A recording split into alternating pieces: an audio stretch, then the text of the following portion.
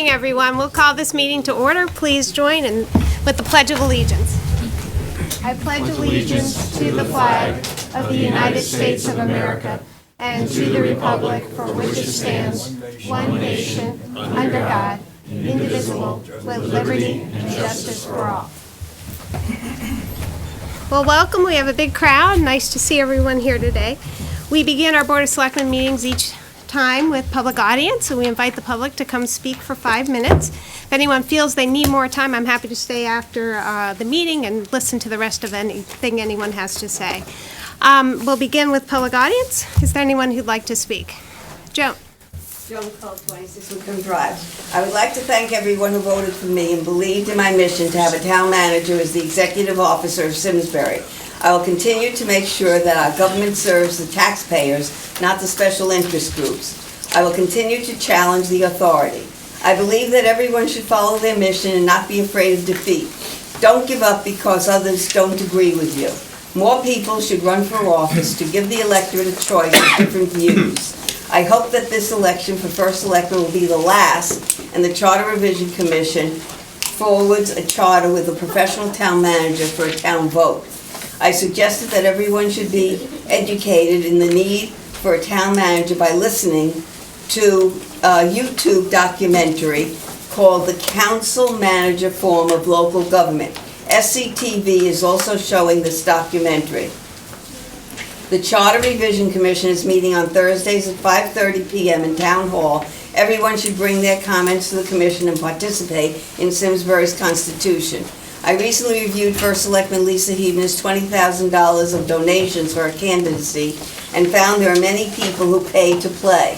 The largest donor was Garrity Asphalt with a donation of approximately $2,500. Mary Glassman, Nick Mason, Mike Long donated $500 each, and David Moore donated $1,000. Is this First Selectman Lisa Heaven's shadow government? James Rabbit has been selected to take Hiram Peck's position as town planner. I hope that the selection committee discussed his duties as town liaison to many boards and commissions, and that his workday might start at 7:30 a.m. and continue to 10 p.m. Is James Babbitt becoming the next Energizer Bunny? I would urge James Babbitt to review the overlay zone, WHOZ, that has been applied to 2 applications and review the detrimental, unintended consequences of this zone. I would suggest that before the zoning commission votes on these applications, the zone should be removed from the zoning regulations. Before the Board of Selectmen votes to give Chestnut Hill Associates a tax abatement of $527,806 over 7 years on a speculative project, they should ask for a full report on the complete financing of the project and review the viability of the complete project, including the sewer allocation. First Selectman Lisa Heaven has continually stated that she is for open government, but since she has taken office, the minutes of meetings have been so scant that all background discussions are minimal with no historical perspective to review at a later date. This should be changed. The town attorney receives a retainer of $8,333.32 on a monthly basis. However, the town attorney has stopped including his work log attached to his monthly statement and was done in the past for public review. I am asking that our town attorney, Bob DiCrescenzo, forward these logs to Town Hall immediately to include it in the town files. There appears to be several $1,000s additional charges for the Martin lawsuits. I am concerned that some Simsbury High School students were purchasing pot brownies on a scheduled bus trip from the high school. During television interviews, the students didn't think that the marijuana use was a big deal. I am concerned that students are not aware that this drug is mind-altering and dangerous to their development. Many students are receiving tickets from the Simsbury Police Department for possession of small amounts of marijuana in their vehicles. It is not legal. Curaleaf, a marijuana factory in Simsbury near the high school, gives the students a false sense of acceptability. Curaleaf is presently being evicted from their premises on Gristmill Lane for non-payment of rent. Gristmill Partners LLC versus Curaleaf LLC. There is another lawsuit against Curaleaf Doubling Road Holdings Incorporated and Lee Curaleaf LLC versus Eileen Kuzniewski. Another lawsuit, Town of Simsbury versus Corinne Nevers et al., scheduled for executive session, is the town's action to receive compensatory damages for overtime pay in the police department when officers were injured in a town automobile accident unable to work. Is this compensation covered by insurance? Presently, there's a homeless person sleeping on a bench at Iron Horse Boulevard bus stop cubicle on a daily basis. The police were notified and provided information on facilities and help that was available and ignored. As the weather gets colder, the remedy is not acceptable. Should there be homeless shelters in the valley? And all of my comments will be posted on Simsbury Patch, Simsbury Forum Topics, and on Twitter at JoanCo. Thank you for listening. Thank you. Moving on, is there anyone else who would like to speak? Mr. Kalishman. Thank you for allowing me to address the board. Robert Kalishman, Simsbury.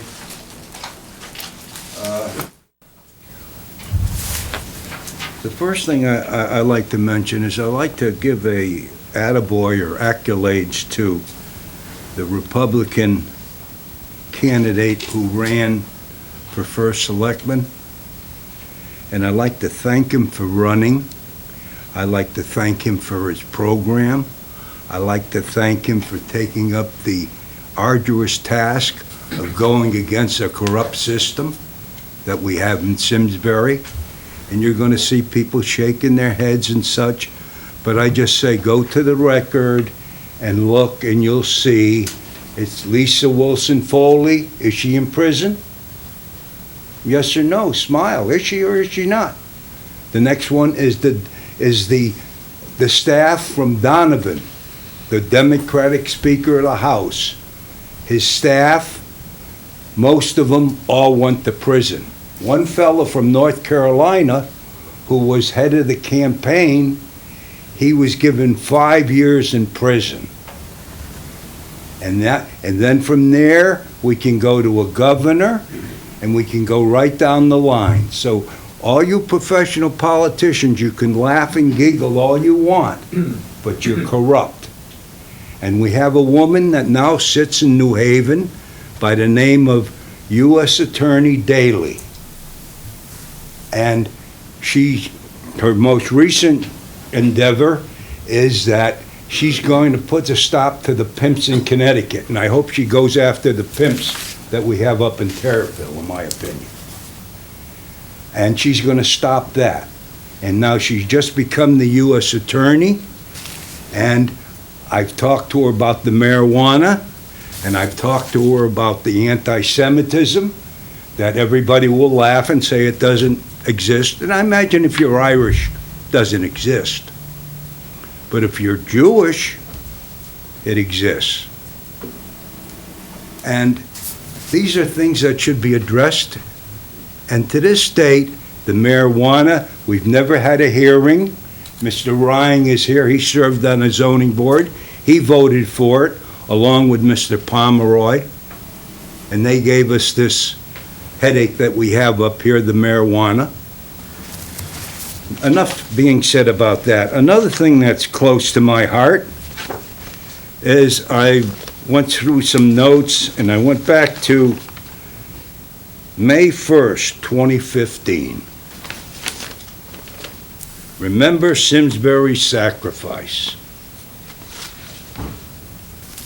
We have a monument. That money was given by the state, $150,000. The veterans in their own right raised, I think, another $125,000.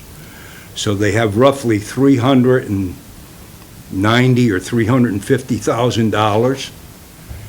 They haven't spent one nickel over here. And what, in my opinion, what's being done is they're being tied up by this board.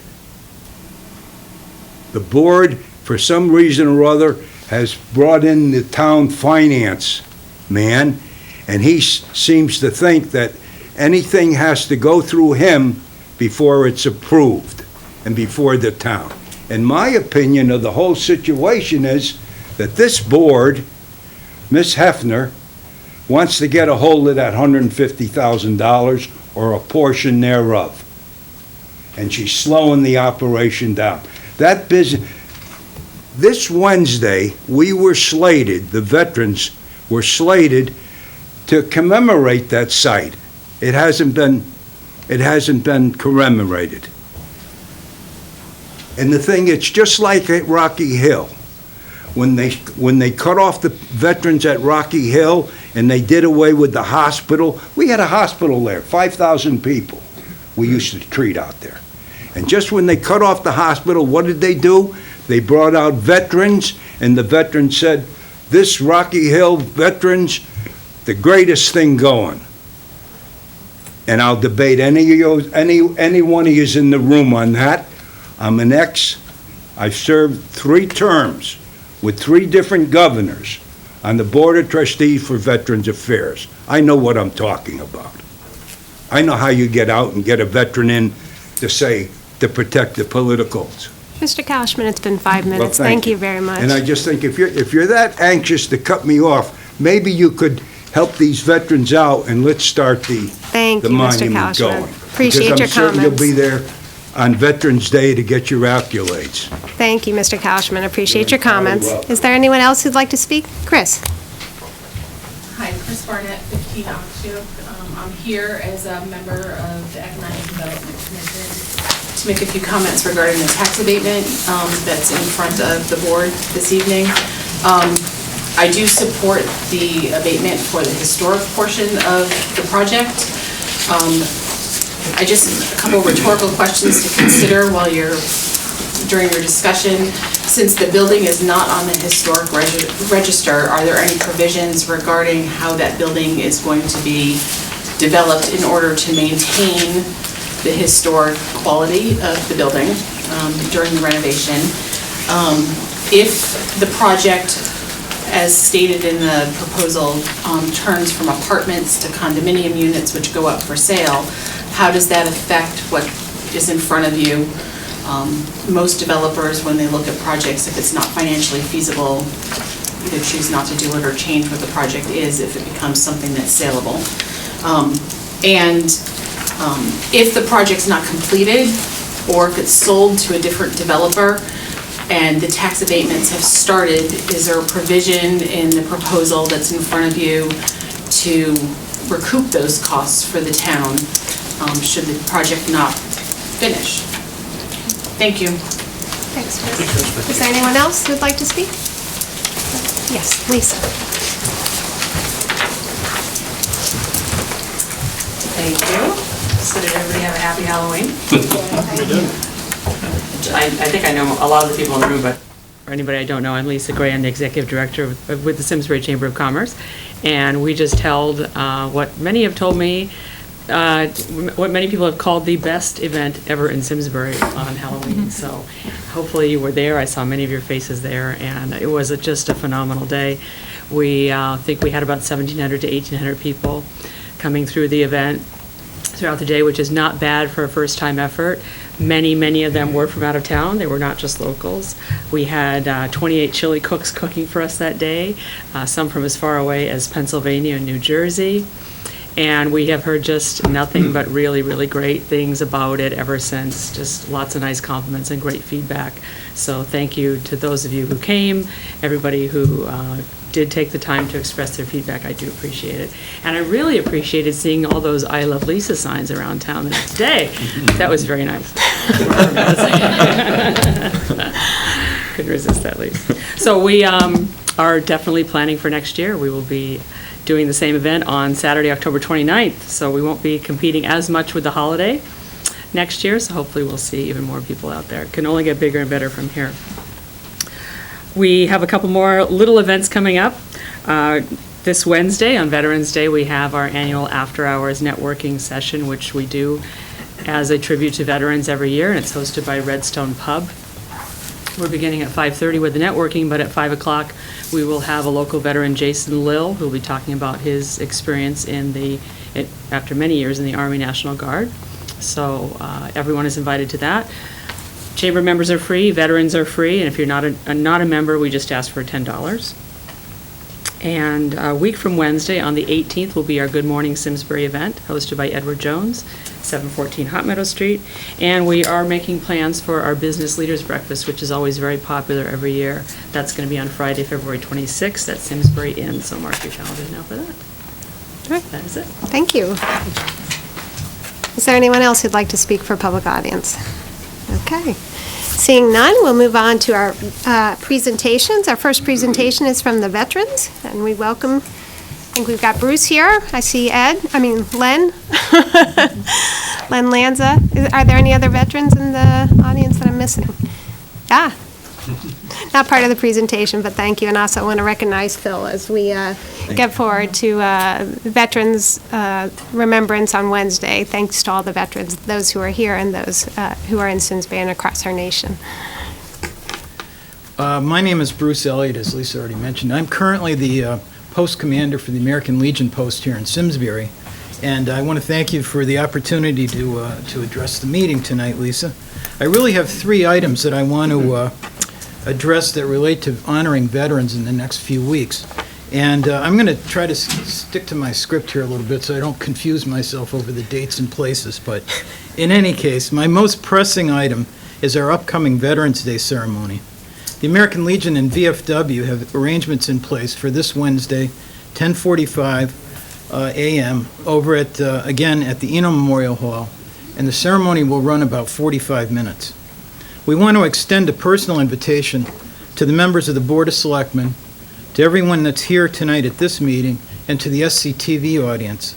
This is the only community-wide event held in Simsbury to commemorate Veterans Day.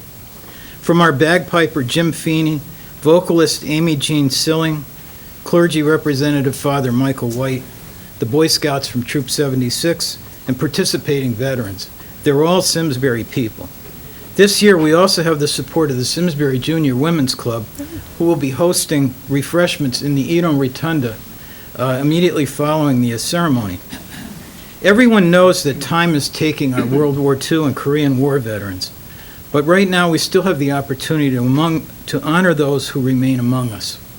So we ask you to join us at 10:45 on Wednesday at the Eno for our Veterans Day ceremony. Honor our vets by making time this year, because there won't be a next year for some of our comrades. The second item I want to mention is the VFW Holiday Clothing Drive to benefit residents of the Veterans Home in Rocky Hill. This event is a VFW tradition running from November 11 to December 10th. The VFW and their Ladies Auxiliary wrap donated items as Christmas presents for the Rocky Hill vets, as well as for widows and orphans of deceased veterans. Items needed this year include new women's and men's clothing such as shirts, pants, sweaters, and accessories, along with miscellaneous items including rechargeable razors and toothbrushes, talking watches, battery-operated alarm clocks and radios, Yukon, Red Sox, Yankees, and Patriots items, sundries, and women's accessories. A complete list of needed items is available at many drop-off points around town, which include the library, the Eno, the main fire station, CVS, and Fitzgerald's. Monetary contributions are also accepted. All donations are tax deductible. Simsbury has a tradition of giving generously to this VFW project, and the Post is again asking for everyone to make a gift this year. I have several copies of the detailed list of items with me for anyone who wants to pick one up. I'm going to leave them on the shelf across the hall when I go out tonight. In addition, my third item this evening is to invite everyone to remember all veterans in December by participating in the National Wreaths Across America Day. Simsbury's Abigail Phelps chapter of the DAR is again lead organizer of this event, taking place at noon on Saturday, December 12th, in front of the Center Cemetery flagpole at the top of Plank Hill Road. In addition to inviting the public to attend, the DAR is again encouraging everyone to buy a wreath to be placed on the grave of a veteran on December 12th. There is a form for advance ordering of wreaths. The form can be picked up at the Simsbury Library or by emailing Angie Bautista at me.com. Wreaths are $15, which includes a $5 donation towards veterans' causes. The DAR will arrange for placing wreaths purchased to honor veterans buried in Simsbury.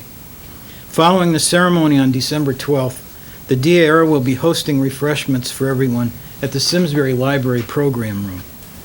I have copies of the form to order DAR wreaths, and I'll leave those also on the shelf on the other side of the hallway when I go out tonight, so anyone can pick one of those up.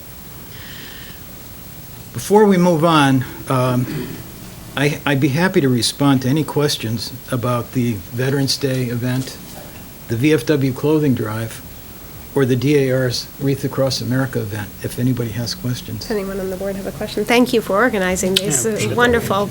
Well, Tribute. it's an important time of the year for us. It is. And there's a number of events we, again, want to make sure people are aware of. So the last thing that we wanted to cover tonight is my friend, Simsbury Veterans Memorial Project Chairman Len Lanza is here with me tonight to give a short update on the progress of our memorial project. So Len, if you want to step up here.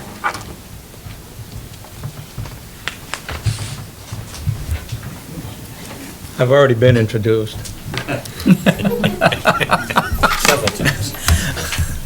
I can guarantee you one thing tonight.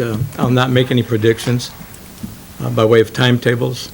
No predictions for when dedication will be. I've done that more often than I should have in the past. And for our donors, I apologize. We're getting there. We're getting there. We're still excited about what we're doing. And the first round of bids came in on October 1st. We rejected the bids because they exceeded the amount that we had available for the project. So we've gone back to the drawing board. And we've downscaled, we've done everything possible to reduce the cost without interrupting or changing any of the integrity of the design. That has remained the same. When the bids come in, they, in summary, they reflect each of a half dozen or so areas, okay? But then at the end of that, there's all others, and those are the costs that killed us. Because that all others, by the way, there's a couple $100,000 between one all other and another all other by way of bidders. We asked why the bids were so much higher than, we met with the contractors that we had to reject. They were very gracious in meeting with us, and they gave us a lot of good information.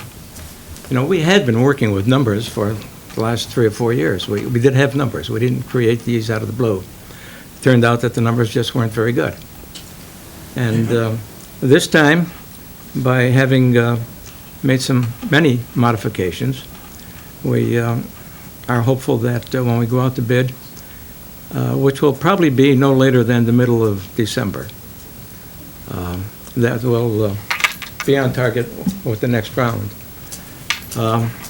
We attempted to include some things, some elements that would enhance the original project, such as extending the sidewalk on Hot Meadow Street, adding a new sidewalk down Eaglewood Lane, down by the library parking lot, putting in new curbing, repaving the road. All of those things added up to tremendous amounts of money that were just above and beyond. So we've taken those out. And so it's those kinds of things that have been reduced from the scope of the project. While I have the opportunity, as much as I don't relish it, I must, Bob Kalishman, I must disagree completely with you. In Len, your if you could assessment. please address the board. Okay, yeah. Thank you. I disagree with you. Please, you're out of order. I Please be disagree seated. with Mr. Kalishman's assessment. My name, Please be seated. Well, I'm not out of order. You are out of order. I'm It's saying. not you had the right to speak. It's his turn to speak. Thank you, Len. I have been working with Back him. I've been working with the Simsbury Board of Selectmen for over 4 years on this project. During that time, I've had nothing but 100% cooperation and assistance from every single member of the board, primarily from Mary Glassman last time around and Lisa Hefner this time around. And they couldn't be more helpful, and there is no effort to stall the project on the part of anybody on this Board of Education. Or Selectmen. Are there any questions that I can respond to? Thank you for those comments. We want to say we very much appreciate the efforts you did. It took a lot of work to raise that money, and we're, we have your back. We're very supportive of what you're doing. We will support you in any way we can. I think you know that. We know that, and we appreciate that. Yeah. Just by way of wrapping up, I said the bids came in on October 1st, and here we are talking about going out to bid again in December. There's a lot that has to go on in between. We've had several lengthy meetings addressing all the various elements of the design. And so once we decide finally on those, which I anticipate will be Friday of this week, then we have to get new drawings, because we're starting from scratch with the drawings. That's why there'll be a time delay between now and the middle of December. Thank you for your attention. Thank you very much. Thank you. I just want to say the memorial we're building for generations, so it's important we get it right, and we appreciate all the efforts you're taking to make sure that we do that. Thank you very much. Delay is preferable to error. Thank you, Len. Very much appreciated. Okay, moving on to the annual recycling award. We've got Mary Turner, Chair of the Recycling Committee. Will you come up, and we've got some interesting stuff.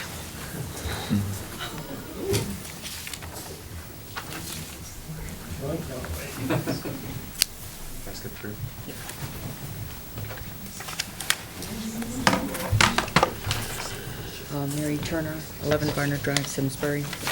I'm chairman of the Recycling Committee.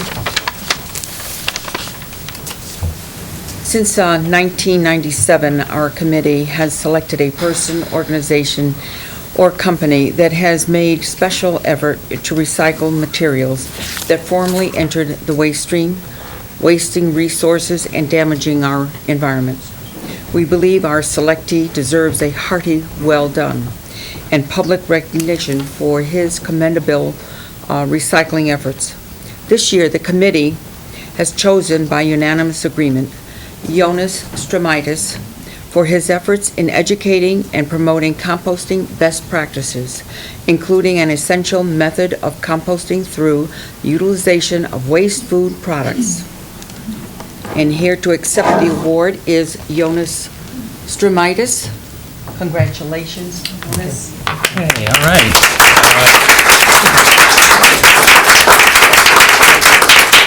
Is Sloan in here? Thank you very much. I'll just take 1 minute. Can you get a picture of One Sloan? minute. I've been recycling and composting since I came to Simsbury in 1974. It's been surprisingly that long. This came from my food into a composter in my backyard, and the other 50 pounds or so went into the garden. That's really good. Whoever is a gardener, you're welcome to take it home. Be my only little patch of grass. Actually, planting for stuff. Share that. Yeah, we will. No, actually, it is very exciting, and we appreciate your efforts. It's great. People talk about food waste all the time, and this is a great way to recycle it into a productive manner, and we appreciate your efforts. And it's Simsbury grown and Simsbury made, and that's a business that you do, and we're very pleased to support you in that. It's one of 3 methods that we have for taking care of organics, everything up to and including the high school. We should talk to you about that. All right. Well, thank you. We appreciate it. And thank you, Mary, for bringing, you and your committee for bringing this award forward. Moving on. Go. I'm keeping it. Okay. I need it. We're all fighting about it over here. I know, you guys will have to work it out later. All right. We'll move on to first Selectmen's report. First of all, congratulations to everyone who ran for office, those who won and those who did not win. We appreciate everyone's willingness to serve this community. We are better because you're willing to serve. And when you think about local government, it's just about promoting the common good. And in local government, that's everything that touches your life every day. It's your roads, your schools, your police, Simsbury Farms. It's about the senior center, all that we love, the open spaces. So thank you for everyone. Appreciate that the race was done with civility and the best interests of Simsbury at heart. That's what makes this community great, so thank you. I would like to thank Public Works Department, who hosted again another successful household hazardous waste collection event. This is a joint initiative with the towns of Avon, Canton, and Granby, and want to thank our Public Works Department who coordinates this. That was a great job. Upcoming events, we heard from our veterans, very appreciative of that. We also have Veterans Day on Wednesday, Wreaths Across America in December, and Simsbury Celebrates, which is coming up on November 28th, which starts at 4, where you can visit Mrs. Claus's Kitchen at First Church or the Lego exhibit at the Free Library, and it will continue through the afternoon and the evening with literally dozens of different events, culminating in the Great Fire Truck Parade at 7:25. So we hope to see you there for that. Fireworks begin at 8:15. The Town of Simsbury, I just wanted to remind folks, the Town of Simsbury leaf pickup schedule is located online. You can go to the homepage of our website and find it there, and also in the Public Works Department. You click it and type in your address, and it will tell you the exact date that you're scheduled to have your leaves picked up. So thanks, again, for Public Works for coordinating that. I wanted to let folks know that you can participate in the Simsbury Community Photography Contest. Chris, this was an initiative, I think, of yours in particular, through the Economic Development Committee. I want to thank you for that initiative. It's very exciting. The Town of Simsbury and the Economic Development Commission are holding the first annual community photography contest to collect photos for the use on the town's website and for other publications. So it's a great opportunity to showcase what we already know so many of you do so well and share your talents with the town of Simsbury so that we can display your work proudly and recognize you for that. And that is all I have right now. We are on to action items. The first action item is to approve tax refunds. May I have a motion to approve tax refunds in the amount of $12,118.92? Move that. Second. Any discussion? All in favor, please say aye. Aye. The motion passes unanimously. We move on to item B, which is the appointment of James Rabbit as Director of Planning and Community Development. Welcome, James. We're so happy to have you here tonight. I am pleased to present to the Board of Selectmen and the public, James Rabbit. Welcome. This is James. Can you just... Thank you. We'll have you say a few things in a sec. We had a number of highly qualified individuals apply for this position, and Mr. Rabbit quickly rose to the top. We are very happy he is willing to share his talents with the town of Simsbury. Mr. Rabbit has 26 years of experience as a certified planner, and for the past 19 years, he has been employed as a senior planner with the Southeastern Connecticut Council of Governments, often known as a COG. Serving its 22 municipalities. He has worked at the municipal and regional levels. He's participated in regional transportation plans, regional transit plans, 3 regional plans of conservation and development, and anyone who's worked on that knows how much work that is. That's a tremendous amount of work. 5 municipal plans of conservation and development, advised on development and revision of zoning codes. He's been involved in numerous economic development and municipal development projects. Mr. Rabbit is a member of the American Institute of Certified Planners and holds a BS in Business Accounting from Central Connecticut State University. I want to invite Mr. Rabbit to say a few words. We welcome you to the town of Simsbury. Thank you. It is, first, thank you for hosting me this evening. It is an absolute pleasure to be considered by the full board as your next planning director. And I look forward to working with all of you as well as your land use commissions and the general public. Thank you. And everybody has been extremely welcoming in town. A lot of good things have been said about the town, and it is beautiful, and a lot is to the benefit of the boards and the commissions who have worked diligently over the years to make it as beautiful as it is, and I hope to continue that into the future. Thank you. Does anyone have any questions on the board for Mr. Rabbit? I had the opportunity to meet with Mr. Rabbit briefly and got to ask some questions, and I think you're an outstanding fit for the community and where we're going. We've done a lot of hard work. We've done a lot of planning in the past, and I think now it's time to move into the next chapter. We've got a lot of interesting challenges, which you're already well aware of and you brought to my attention. And obviously, you did your homework, and I look forward to the residents getting to know you, because I think your approach of reaching out proactively, picking up the phone, going out and meet with folks, as you indicated to me, is something that's going to work extremely well in this community. So, thank you. Look forward to working with you. Okay, may I have a motion to confirm James Rabbit as Director of Planning and Community Development? I will make that motion. I'll second it. Any further discussion? All in favor, please say aye. Aye. Congratulations. Welcome.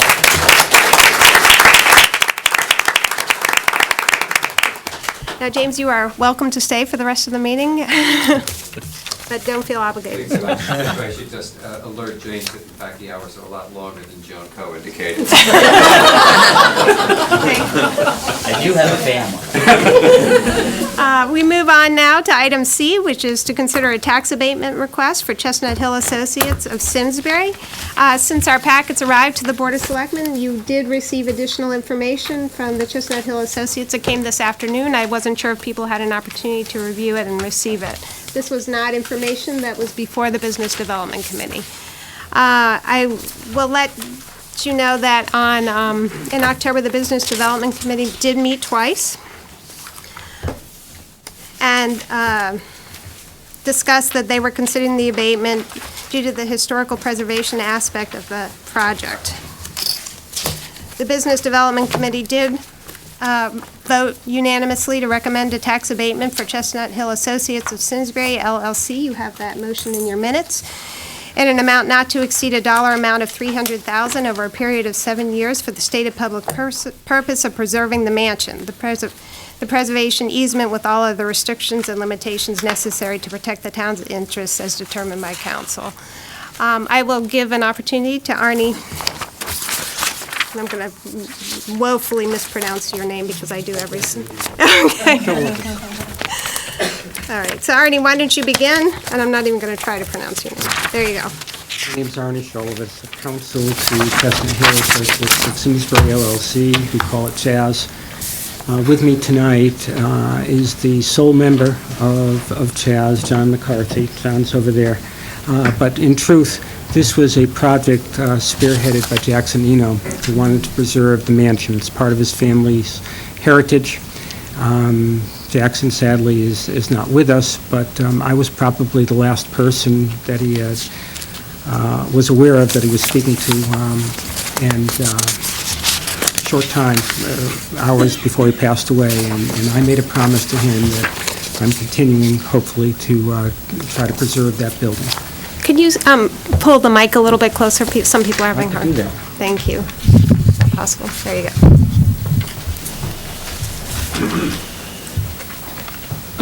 The reason for tax abatement, or the request for the tax abatement application, is just one arrow to a quiver to try to fill a gap when you're dealing with historical structures that typically are unable to sustain themselves economically. I can tell you, I'm happy to share this information, that the people behind the acquisition of this project for historical preservation are basically Eno family members, plus John McCarthy and his brother. And the tax abatement that they're seeking was generated initially by the town planner, who suggested that that was something that would be helpful to the project in order to preserve the building. After that suggestion, we put together a proposal trying to be in alignment with the goals of the town, and we had a professional MAI appraiser take an approach at that, and before the Business Development Committee, we sought what this particular appraiser thought was an appropriate amount, which was approximately half of the gap in order to try to do the things that are necessary to preserve this building. What many of you may not know, or you probably surmise, when you have an older building, that was built over 100 years ago, in this case 110 years ago, they didn't comply with current building codes. They didn't exist back then. And yet it was state-of-the-art at the time it was built. Looking at it now, there are many things that we have to do in order to have best practices.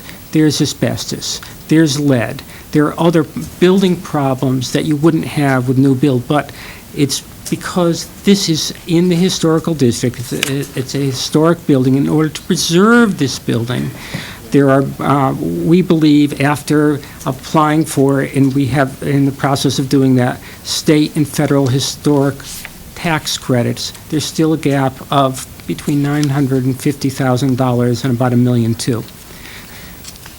After going before the Business Development Committee, and we were gratified that they listened to us, they understood the purpose of it, and they gave a certain amount of imprimatur. We said, we want to be responsive to the town. I can tell you that over the months, and it has been months, that we've been dealing with town officials, they have been extremely receptive. They've been candid with us, and we've been candid with them. We are preservationists. We are not developers. So we sent in today an amendment seeking less than we were seeking before, because we wanted to recognize the comments that we received from the Business Development Committee meeting. There are 3 points that we would like to make tonight before I turn it over to Bill Krosky, who, in my opinion, and many people's opinion, is probably the best historical architect in the state of Connecticut. And that is, seldom does it come into someone's life the opportunity to do something that can go far beyond their lifespan and do something great for, in this case, a town. Right now, the front lawn, which you may not recognize, the front lawn of that property is approximately 1 acre. As you drive by, you don't get that sense of how vast it is, but it's about 1 acre of land. That is preserved by deed so long as the mansion exists. If that mansion no longer exists, that preservation easement disappears. We are suggesting to you that as part of whatever you would grant, if you do grant it tonight, that you make that a permanent preservation, number 1.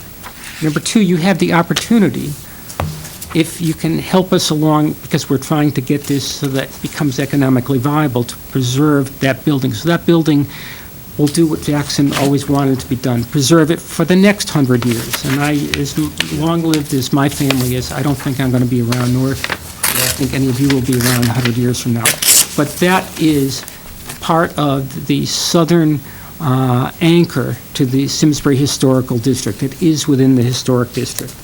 And thirdly, if you look at the town charrette, the town charrette says we need residences who can live in downtown and have walkable access to the downtown. And that's also what we're attempting to do with this building. But we need help. And a tax abatement is one way to do it. As you look through the materials that we've sent, you'll notice that after the end of the tax abatement, within 3 years, whatever, that if you grant the request that we're seeking, within 3 years, at the end of that tax abatement, we will reach the break-even point. And after that point, there will be nothing but positive to the town. So with that, and we're happy to answer any of your questions, and before I leave the podium, I'm happy to come back up here.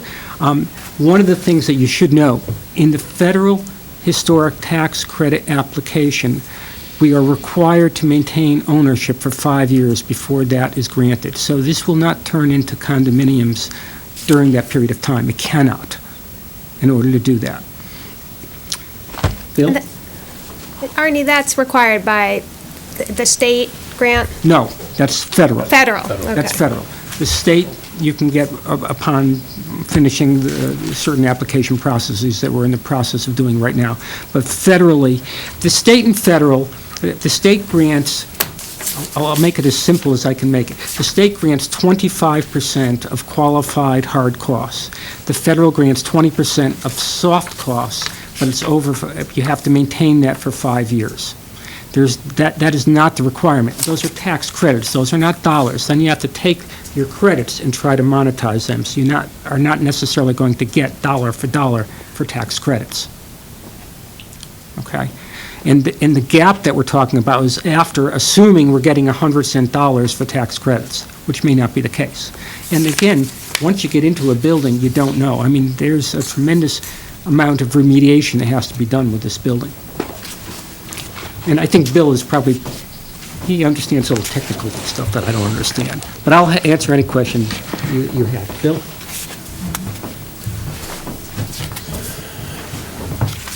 Thanks, Arnie. Good evening, everybody. I'm Bill Krosky from Krosky Architects, located here in Hartford.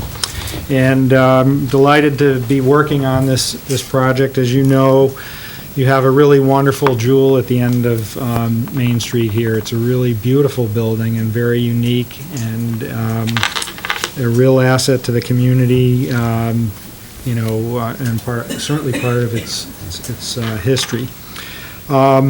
Just to give you a little bit about the project scope, we will be taking down the parish hall next to the building, and then restoring the building to its original condition. We'll be taking down the Teller building. We'll be maintaining the front lawn, as Arnie mentioned. And in our restoration, we will be doing appropriate historic preservation, which, as Arnie mentioned, can be quite costly, expensive, and involved. We'll have to deal with the tile roof, removing the asbestos, designing our mechanical, electrical, plumbing systems to work within the existing structure and not compromise the historic interiors, the wood trim, the paneling, and so forth. All has to be preserved, the grand stair.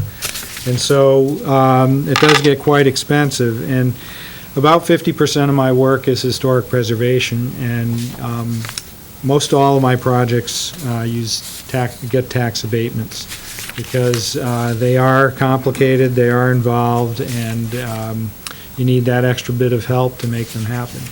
And I think, understanding that that these historic buildings have a really important place in the community, they're part of the history. It's really important to save them and make sure that gets done successfully and that they make financial sense. So I think it's important to keep in mind that although a tax abatement may be given to help start a project like this, start rejuvenating a property like this, and preserve the building, and that there's a little bit of a financial lag in terms of the way the properties after development actually benefit the community. But once you get past that initiation period, the payback is much greater than if the project didn't happen or the building wasn't preserved. And specifically in a project like this where it's residential, the people that are living there will be spending their dollars in the community. The studies I've heard is, $30,000 and up per resident gets spent per year in the community, which will support local businesses. But really, with this particular property and its unique character, it's really important that it be restored in the proper way and be put back into service and can be appreciated by the community from the exterior as it is today. Thank you. Thank you.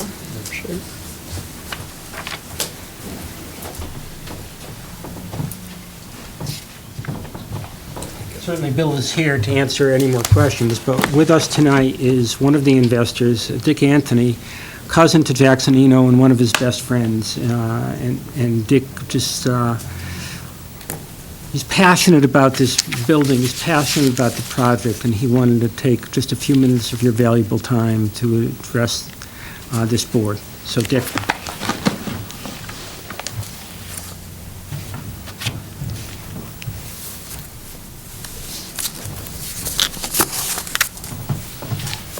Good evening. My name is Dick Anthony, and I am a member of the Eno clan. I also happen to be a veteran, so I know what we're going through as veterans, and I salute you in my presence here. My roots are pretty deep in Simsbury. My family's all buried on the hill. I go back many generations. Enos, Goodriches, Phelps, they're all up there. So I have long ties to the community. I used to come out here with my grandfather and go fishing on McLean Game Preserve. He was the one person that had the permission by the will of George McLean to hunt and fish out there. So it was a real treat to come out here as a young man. I was a boy, driving across the single lane bridge and going up onto the game preserve and going to the big palace and fishing in there and catching trout. Also, there were more than a few snapping turtles. I came out here to see the great aunts, my mother's great aunts, Juliet McLean and Nellie Goodrich. I had ice cream or lemonade in their kitchens and sat on the porch of the Holly Farm. When Jack obtained the license to start the Simsbury Bank, he came to me. We lived in the same town at the time. It was in Massachusetts. And asked me, convinced me, as only Jack can or could, and I became shareholder number one. The demographics of the town are terrific. I live in a similar town, a town of similar size, in Westerly, Rhode Island. But look at your credit quality, look at the nature of this town, and it's something to behold. And the icons you have when you drive into town, looking at 690 Hop Meadow Street, is part of the indelible character of the town, and I believe it should be preserved. So the ties I have are deep. Jack asked me and others to buy in to help preserve the mansion, and I've been delighted to try to do so.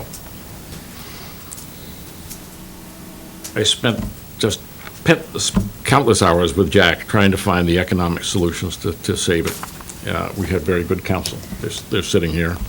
There are other members of the Eno clan that could not be here tonight, but with Jack, you're all in, and that happened. So compare with the McCarthys, here we are. We recognize that we're not developers, but we need to position the mansion so that it can survive for the next 100 years. Tax abatements are part of that, and Arnie's already disclosed it, as has Mr. Crosby. He talked about preservation, and it's costly, and basically, historic preservation is not in and of itself economic. So we've had to find a way around it. And what they presented here is a way to get there, but you're also part of the process. And we need your help to try to get it done. So we've talked to investors. They demand certain returns. Donors, grants, and lenders. So we're getting there, but we're not all the way there. So we need the town's help. And so we're hoping that you will consider it and recognize that when it's said and done, you're all going to be proud of it. And the thing I like more than anything when I looked at the demographics and the figures is when you get those folk in here who live here and enjoy it, and they can walk to everything. And at my age, walking is, it's necessary, and but you've got the trails. They're all downtown, whether it's Fitzgerald's, whether it's CVS, whether it's the bank, everything can be walked to. So it's a real, it's just a terrific asset, and I'd hate to see it not be what it should be, restored. So time is of the essence, because we do have responsibilities to the estate. And what does that mean? Uncle Sugar wants his due, and that has to be attended to. So time does work on us, and we've been trying to work with all deliberate speed, with an awful lot of help from folks in the town to try to help us get there. But this is part of the approach, and we appreciate your time and consideration.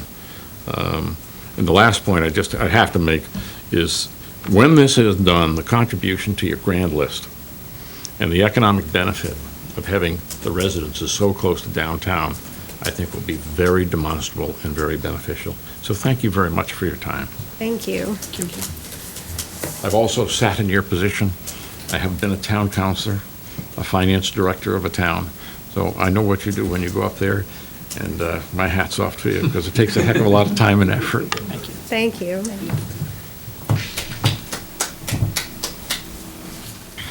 Anything else, John? No, but we're happy to answer any and all questions. Okay, I'll open it up to discussion from the board. Does anyone have any questions? A couple. Just to address one of the questions we heard in public audience, I understand there's a historic preservation restriction on the facade of the building. Is that true? Yes, But not on the entire building? correct. Is It's the on the entire Hop Meadow, building- pardon? Is the entire building on the Register of Historic Places? or- The building, it's in the historic district. Bill, how Yeah, do you explain that? That's not the The same, bill's the- but, I don't want to misstate this, so I'm asking Bill to make clarification. Yes, the building is on the state register and national register of It historic is, places. okay, that's what I was wondering.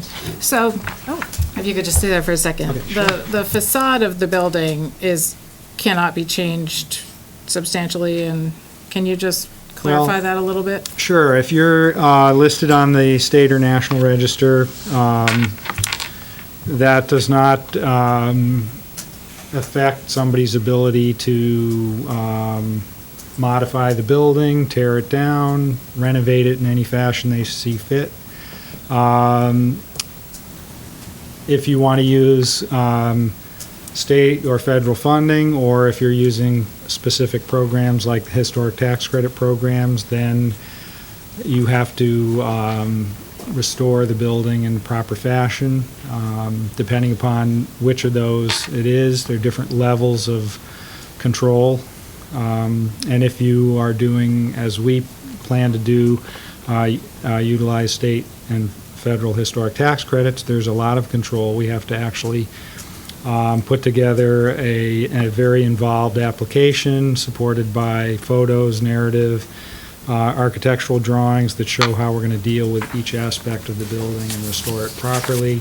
It gets reviewed by the State Historic Preservation Office for appropriateness, and then because we're using the federal credits, it will go down to the National Park Service in Washington and be reviewed again for appropriateness.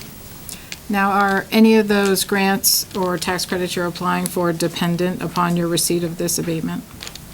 They're not dependent upon it, no. They're not, okay. And I'm a little curious about a comment I heard a few minutes ago saying you were preservationists, not developers. And that makes me wonder about the financial viability of the whole project.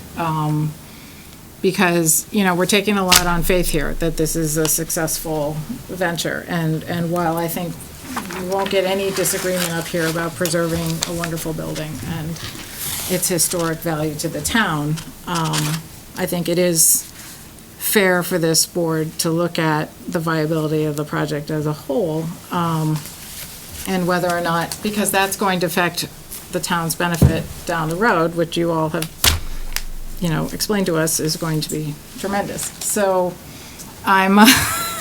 Quick question, and John McCarthy is here, and I think you can provide an answer for that. Yeah, to date, we've invested approximately $2 million of our equity in the project.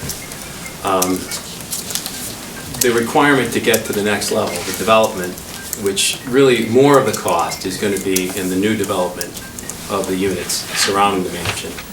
But roughly about $2 million of additional investment will be required in the mansion to renovate it as Bill has outlined.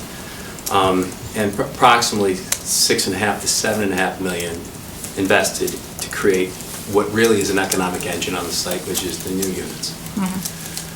So we have done a pro forma. We have had financing people look at the project for its viability, and we have had very good interest, as Mr. Anthony has pointed out, for the project. So the challenging portion of it is that there's not a solid economic return, as we've mentioned, on the mansion portion of it. So the combination of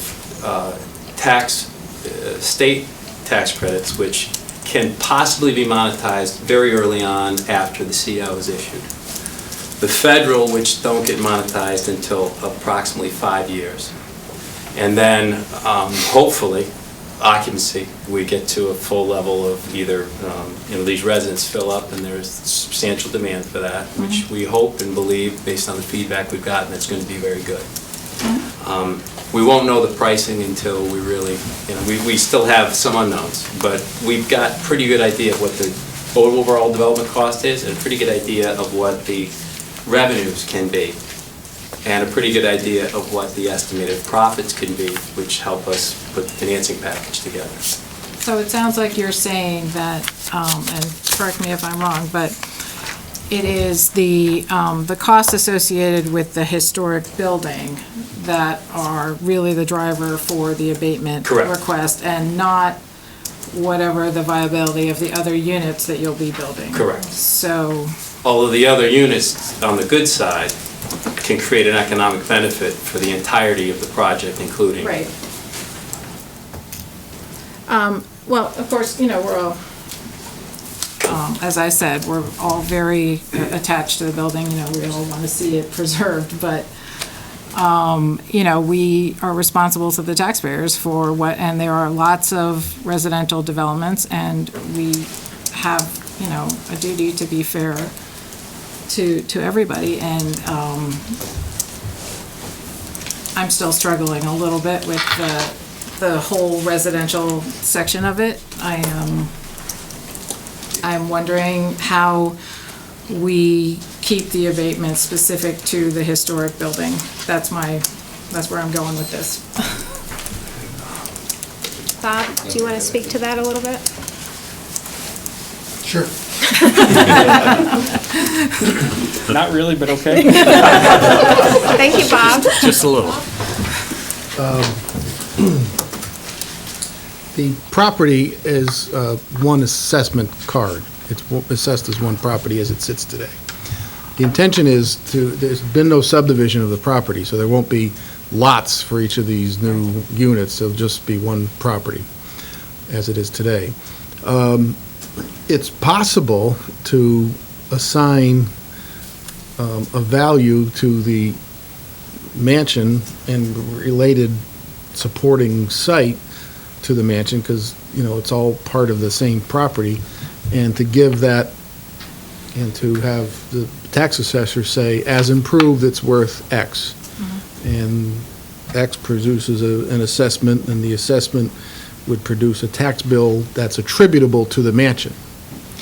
And then you could abate that tax bill. And you do have in your packets David's estimate of that. He did break it Right. down by the mansion and by the new builds. But it's an estimate, because we won't know what the And I assessment understand. is It's all until. But it I just really, didn't see that reflected in some of the drafts that we were shown, so. it really doesn't ultimately make any difference, because the only going to be one tax bill for the entire assessment.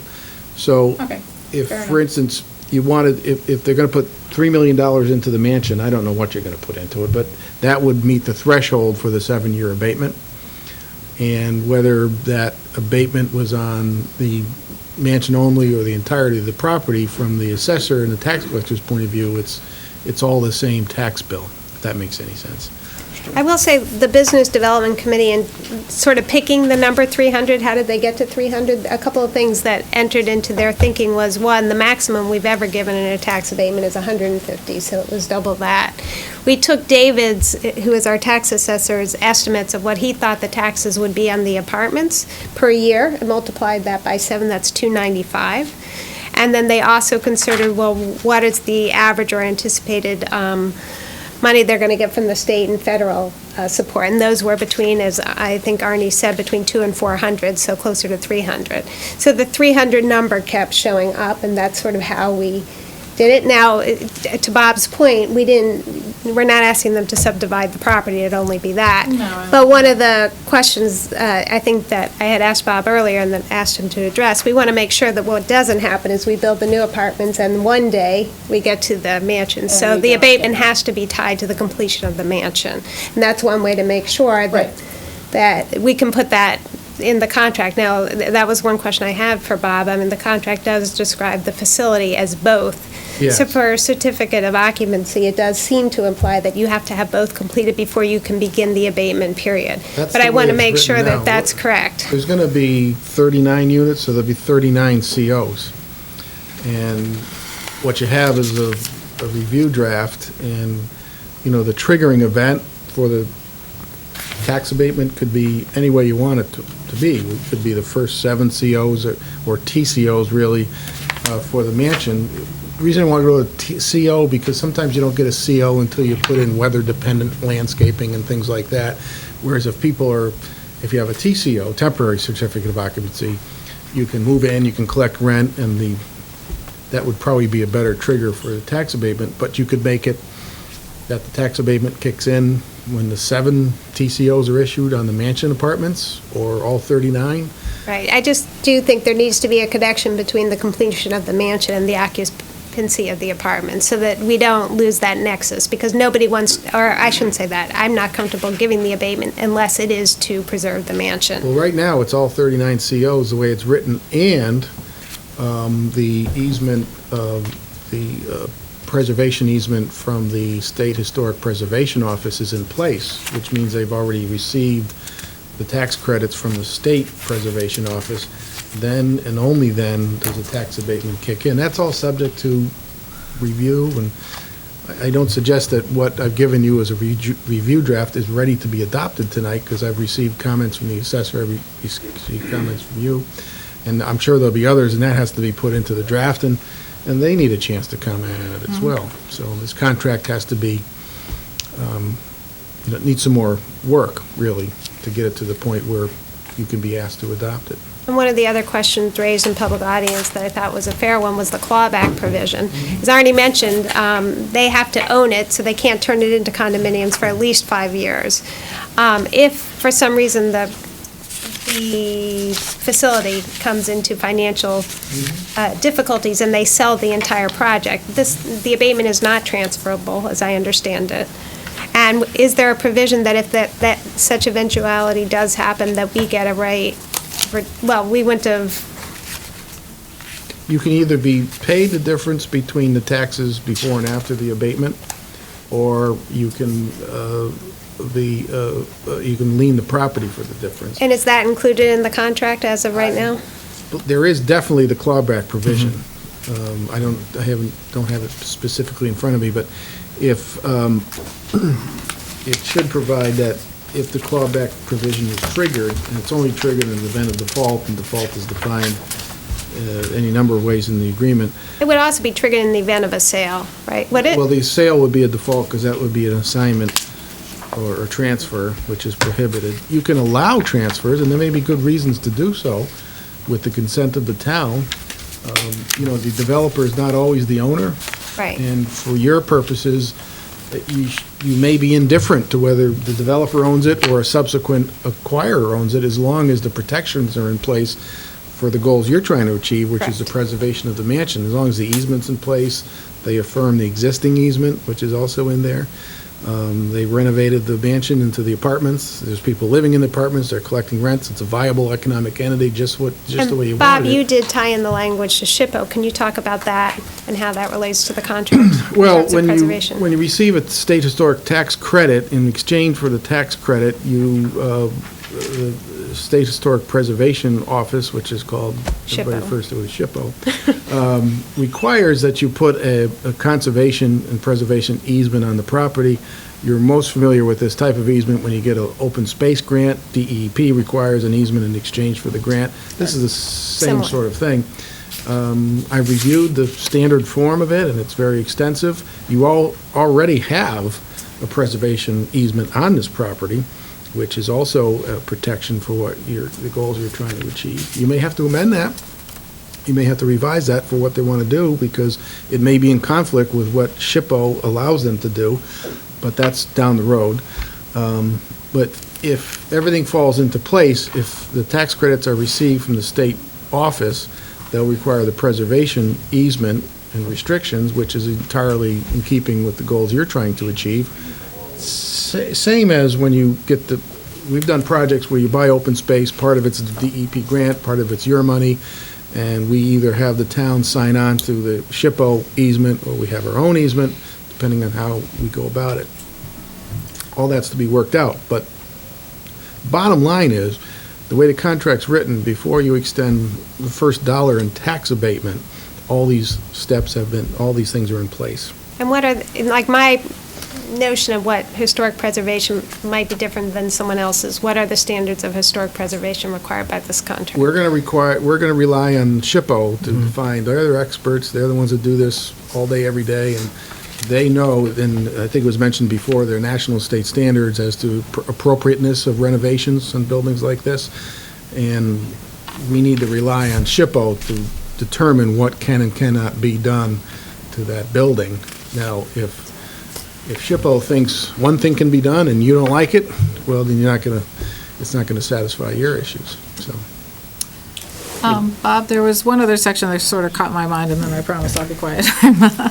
The ongoing employment obligations section, and I know there's no way to know what that's going to be at this point, but is there any way to change that to a good faith effort to employ local Sure. people instead? I mean, I know it's a good faith effort no matter what, but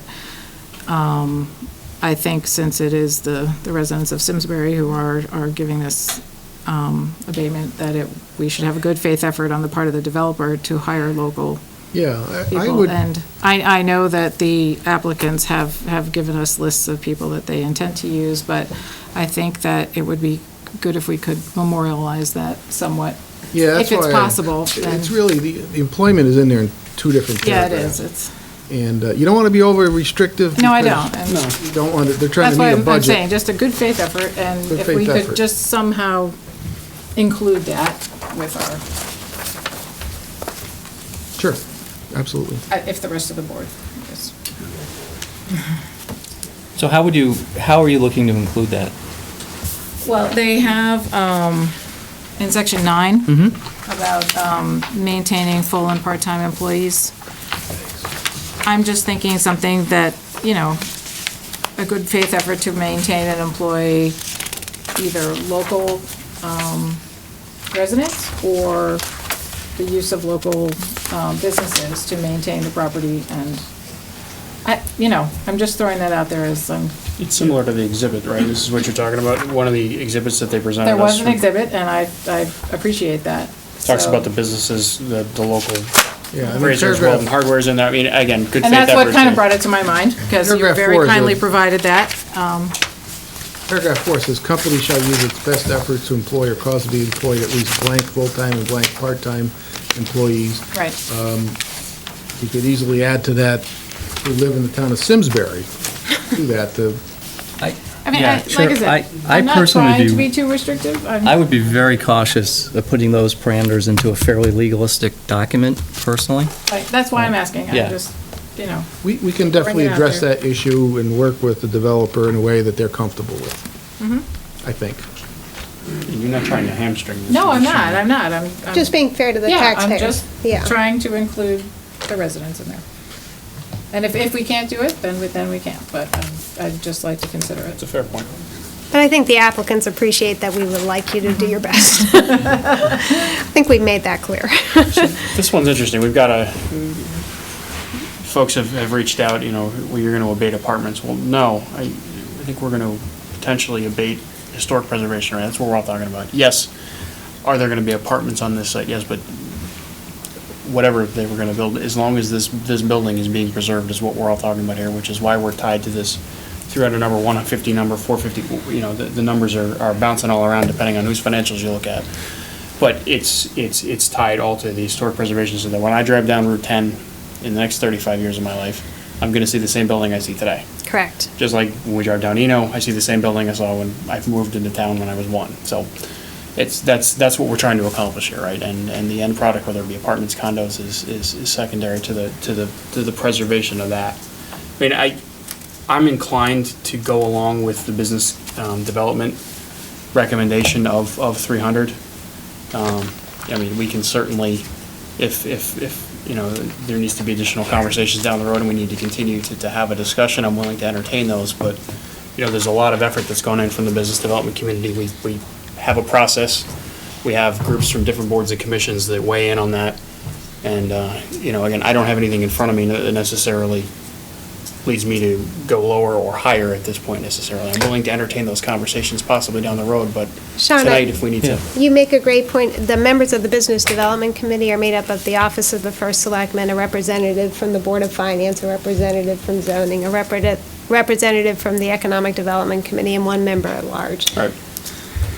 So, Chris? yeah, I wanted to explore a point that I was not clear on, and I only looked at the amended proposal this afternoon. We got it today. I just want to be clear, is the amended proposal for $479,000 versus $300,000 of the initial recommendation? Yes. Okay. So, I guess, That was our effort to show the we're listening, we understand that, we appreciated the $300,000, but we're trying to make this economically viable, and we're that close. Right. And I appreciate that you were reflecting the work that was done by the committee. So I guess my question would be, what I see in the justification is in essence, the viability and profitability of the project. What I would be interested in seeing if there's a proposal that it should be $479 versus $300,000, because I did feel that the recommendation applied a formula relative to what would be appropriate. And I guess what I would want to hear relative to rethinking a larger amount would be to what extent you feel what is being proposed either isn't consistent with what you see in other communities, or to challenge the formula that was applied. In addition to basically stating this is what we would need to have a financially viable project. Well, what we've, I didn't want to come up here and talk about challenges or be adversarial in any way. What we've heard from in other communities is that when a community finds a project really important to whatever their purposes are, in this case it's historic preservation, they do whatever they can to try to preserve that. In other communities that we've talked to, and in particular you have in front of you a letter from Lou Perillo from the town of Southington. They have a lot of old historic buildings they've been trying to preserve. They go out of their way, and they've given 100%, not 50%, of trying to fill the gap. We're trying to be sensitive to what we're hearing from the town of Simsbury, and so to some extent it's arbitrary, because the true need in order to preserve this is probably closer to 100%. So we're going to try to fill that need in other ways. That being said, we think it's more appropriate to have the number that we suggested to you before, this morning, when I dropped it off at Tom Cook. That's the rather than the $470. $300,000. Now, if you want to, I did not come here prepared to show you what every other town in the state is doing, because I haven't done that research. If you are looking to find some additional reasons for justification, John may be able to address some of that tonight, but we don't have that information tonight to share with you. We'll need a little bit of time to provide that for you. So I'm trying to be clear and candid with you. We're not going to tell you we have something we don't have. Right. Yeah, so I guess what I'm just sharing is, my decision would not be exclusively what do you need to fill your profitability gap. It would also be an evaluation of, what was an objective and fair and reasonable solution that was identified by the committee. Another question along those lines, because I did see reference to returns on investment and different amounts. What's the threshold that you're trying to reach to make this a viable project?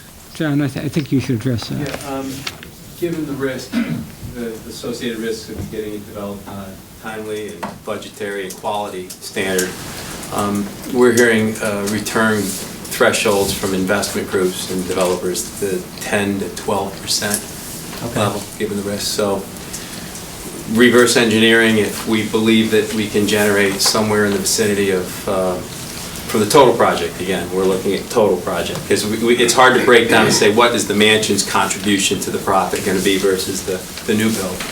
But, that's looking, and we're looking at a cost of, we've got what I mentioned in there, we've got a base value of $2 million. We probably are going to need $10 million of financing and additional equity and financing. So at the $12 million total investment, if we can get close to $1 million or higher of income, then the project will probably make sense.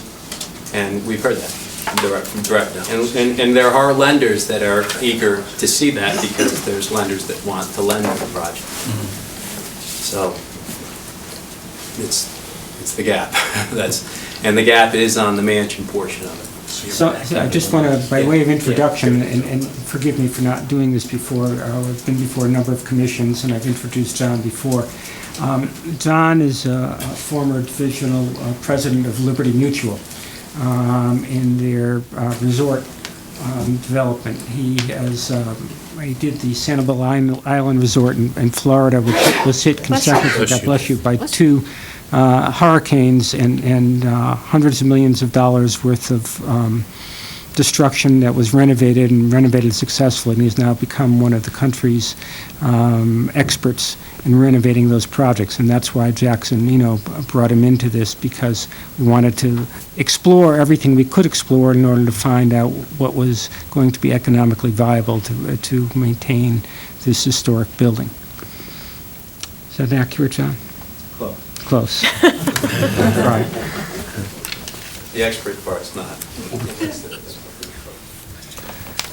So I'm looking at this, and I'm really not sure if the number is the 150, 300, or something above that.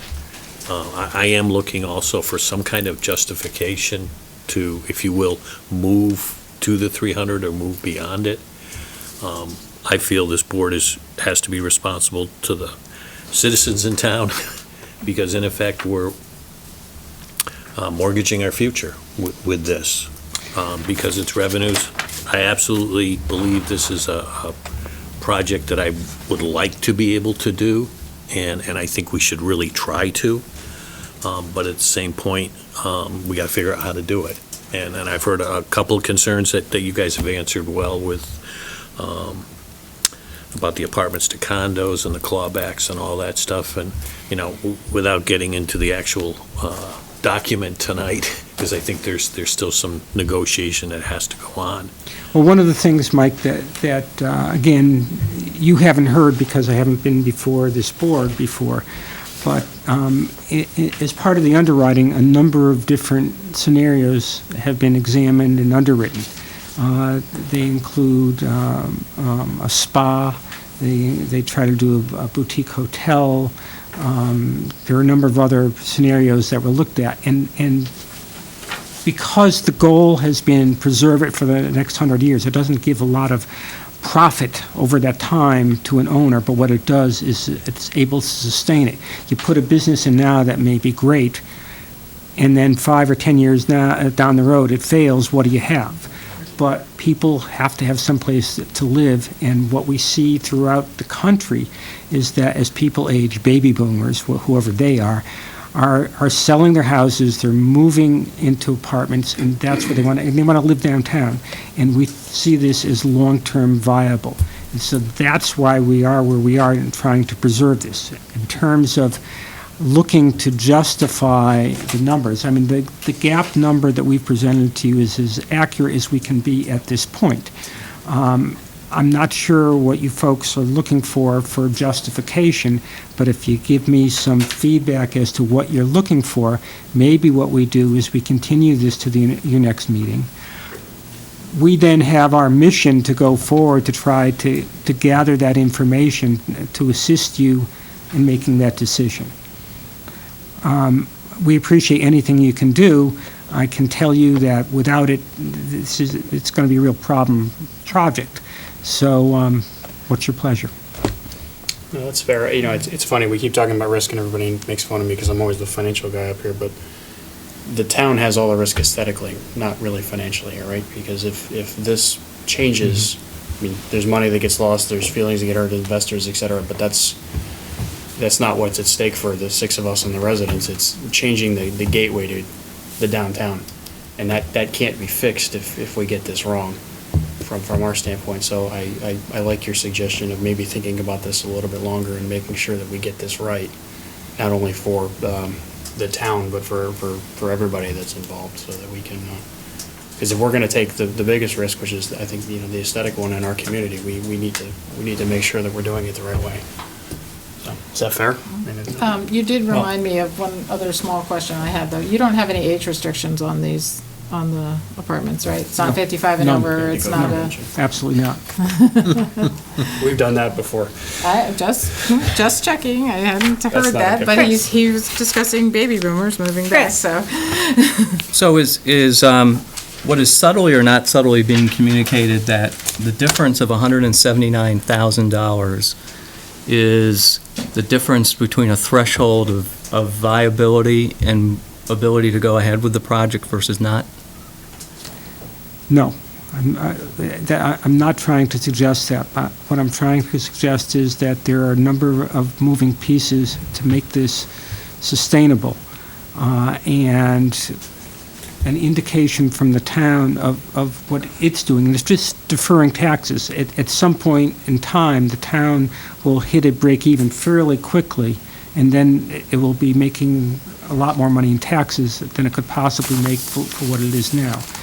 However, we're talking to institutional lenders, we're talking to developers who want to step in, and other investors, and they are telling us that with that additional commitment for the town, that makes them feel better about doing business in the town. So we're getting that message. We're trying to listen to what you as a town are telling us. We're trying to listen to those people that are putting their hard-earned dollars.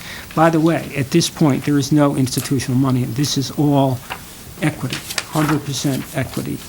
And every day, there's more money being spent there because in order to maintain a building, it just is costly. So just to put it in perspective of numbers, and I'll ask Joe to help me out if I had it wrong. We had from David Gardner, based on the numbers you submitted to the town, that right now you're currently paying about $36,000 a year in taxes. Correct.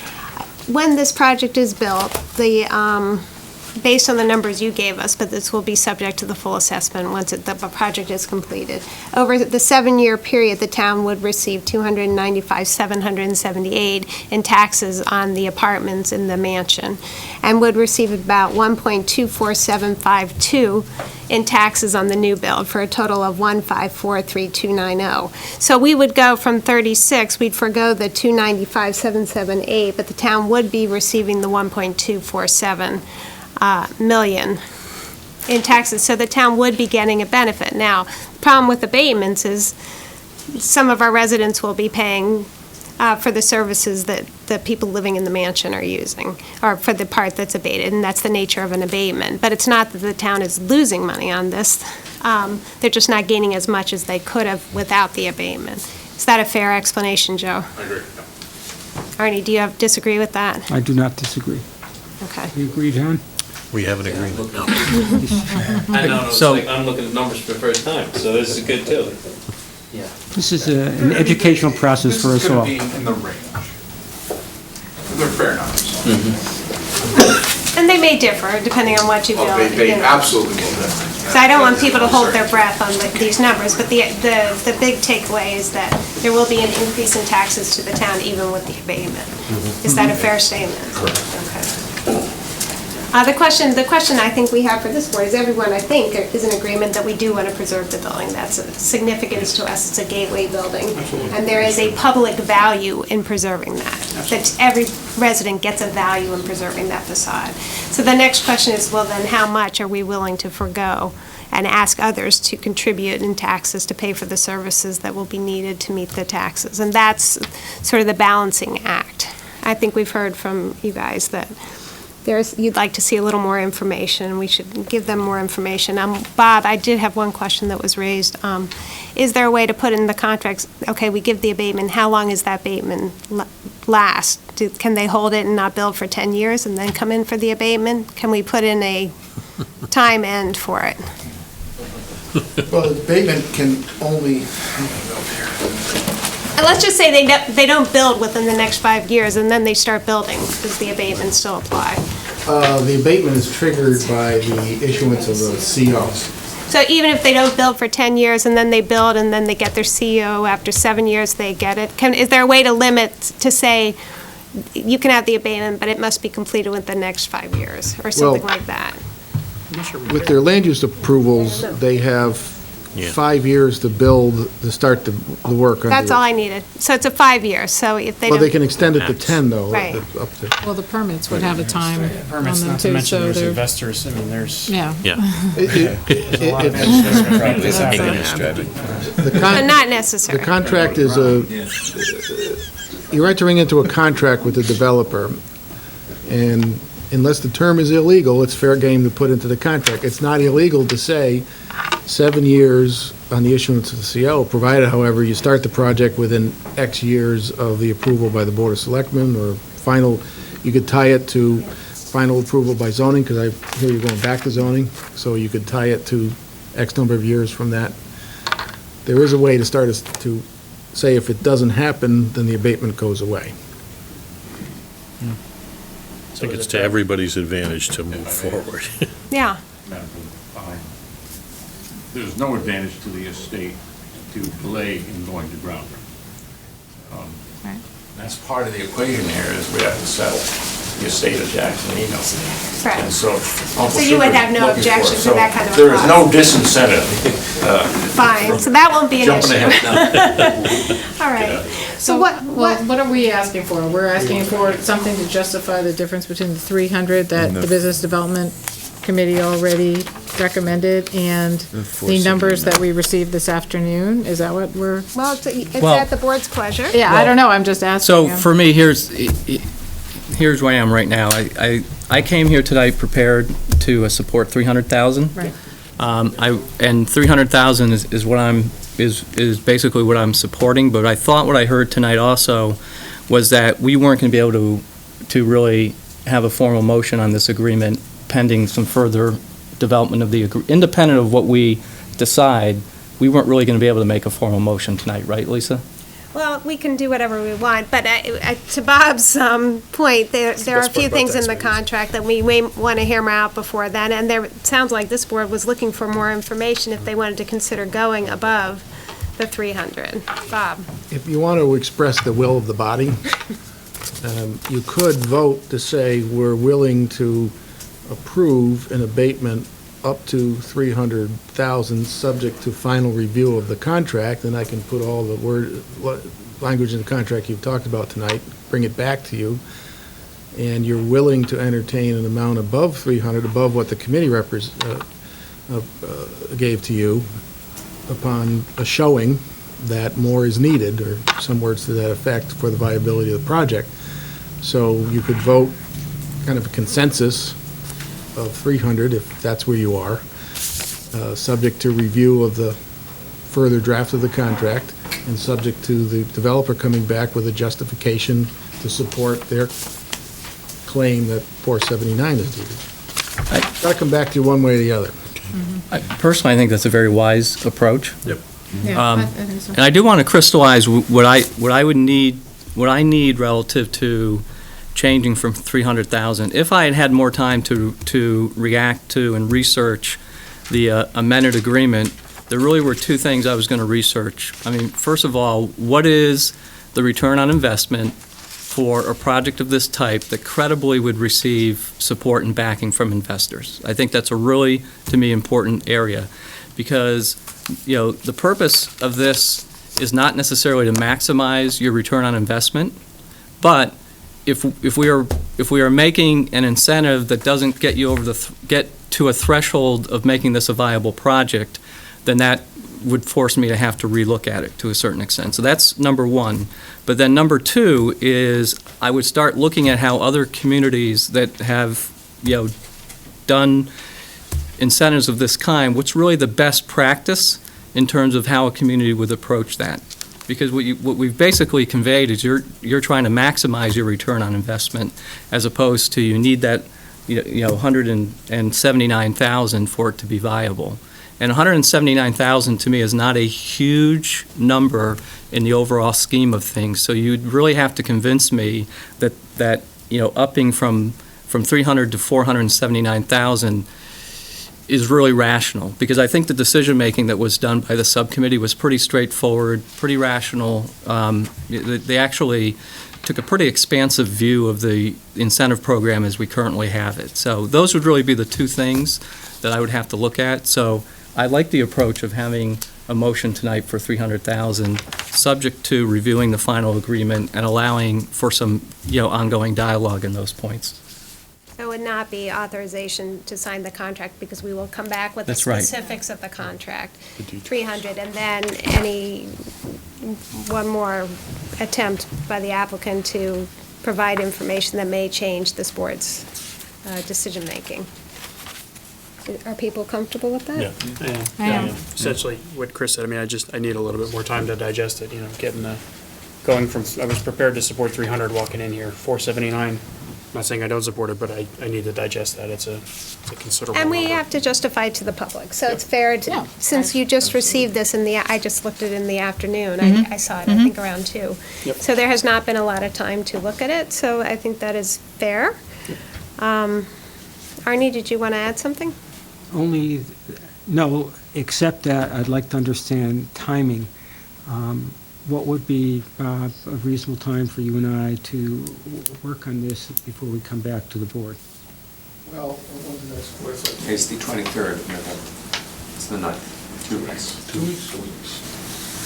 2 weeks is reasonable. I know the project pretty well at this point. I think from a contract standpoint, Bob and I should be able to hammer something out within that 2 weeks, so I would appreciate it if you could put us on the agenda for 2 weeks. Yes, we can do that. I will say the abatement is not a negotiation between the town and the applicant. It is what the town decides they want to give. So it's not actual negotiation. It will be Bob incorporating this things. Of course, we're interested in what you have to say, as we always are, but just in terms of the public process, it is what the town is willing to give. We're not negotiating anything. You have sole discretion to do what you like within the context of the statute or nothing at all. But I will say the Business Development Committee did suggest flexibility. They gave the $300,000 number, but we're flexible. Do you want 100 for 3 years, or do you want it over the 7-year period? And those are things that I think discussions should be had. And there are other areas where discussions should be had, so that we try and meet the needs of the town while accommodating the applicant as best we can. Yeah. Can I just add one more thing? Yes, Bob. Arnie's going to stab me with his pen for saying this, but you have a clawback for failure. You could also have a clawback for success. If you have a threshold of 300 and they prove a need to go to 479, that need is going to be based on certain assumptions of rents and income. But if the project is wildly successful, there's no reason why you couldn't claw back from 479 to 300. And we'd have to do it in a way that was fair to the developer. But at the same time, it could be fair to the town, because right now they're going to present pro formas that say, we need 479 and we can't do the project, or some form of that. Right. But I happen to think the project's going to be more successful than over time, because you don't sell 39 units in 2 days. You sell them over a period of time. Oh, they're going to be rented, right? Rented. But as you rent units, the rent levels presumably increase, and the absorption period is maybe shorter than anyone anticipated. So to give everybody a sense of comfort, we could have a claw down and you might be okay with this, because that would mean you're so successful you don't care. The assessment one, sure, we're accomplished mission. Right. I think that's a good idea. And everyone's protected. Right. So I Thank you, just Bob. throw that out there, that we could also. No problem. Very difficult to find the right language to do that, because you're doing it over a course of 7 Right. years. But it is possible, I think, to come up with a provision that would be fair to everybody, that there would be a threshold of 300, a possibility of 479 in the event that it's proven to be necessary. I think that makes a lot of sense. Is everyone comfortable with that approach? I am, yeah. I think Chris makes an excellent point. about, Arnie, you know, one more. Arnie? There's always one more point. Gosh darn lawyers. Point counterpoint. It is likely, because this group, who have all equity in there, will, in a short time, have a developer will come in and stand in the shoes of Mr. McCarthy. We wouldn't want that to be an element of default. No, it won't be. Okay.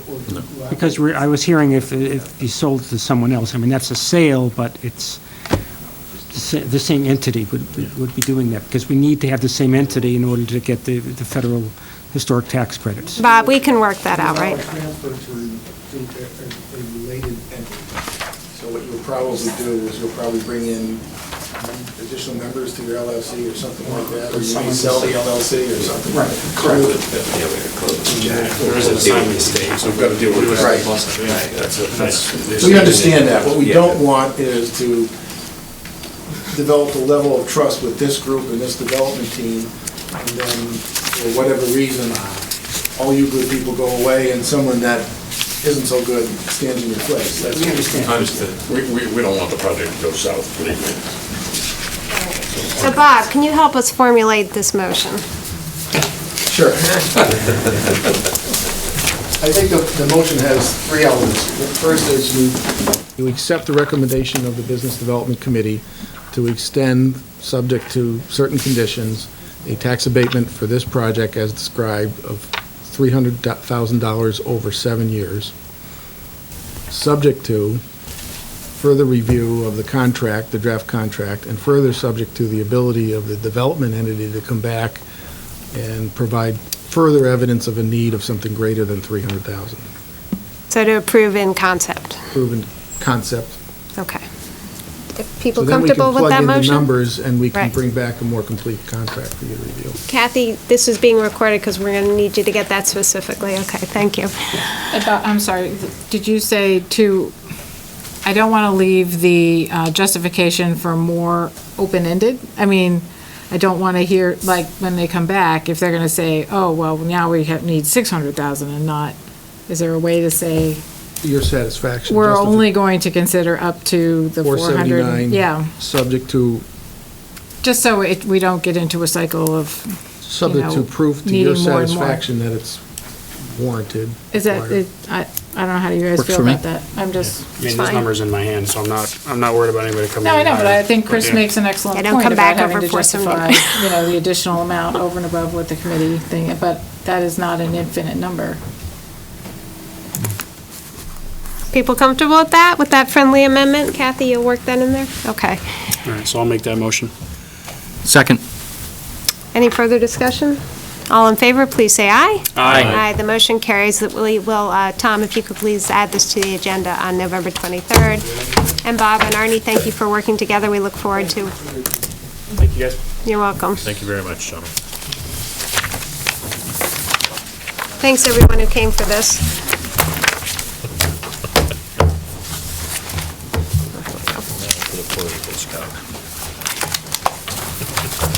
We now, Justin, go on to the proposed Eagle Scout project. And Justin, I apologize. If I had been thinking, we would have amended the agenda and got you right in.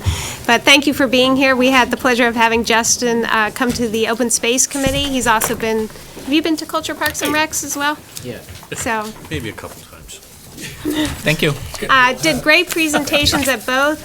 Both committees unanimously recommended his project, and I'll let Justin tell everyone about it. Thank you, Justin.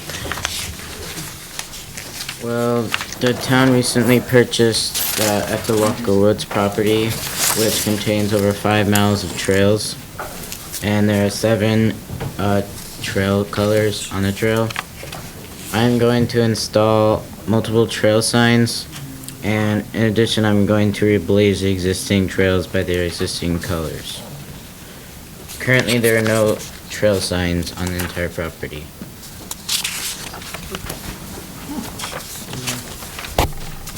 If you look at the packet that I gave you, this is the existing trail map showing the colors of the current trails.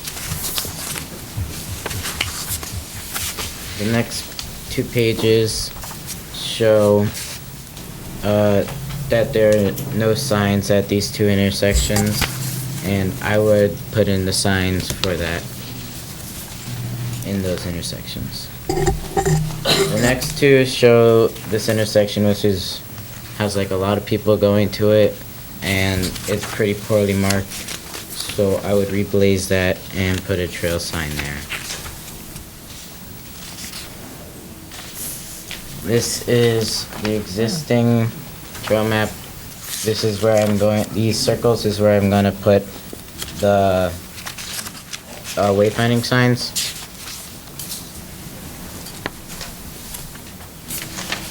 The next page shows some examples of what a wayfinding sign would look like.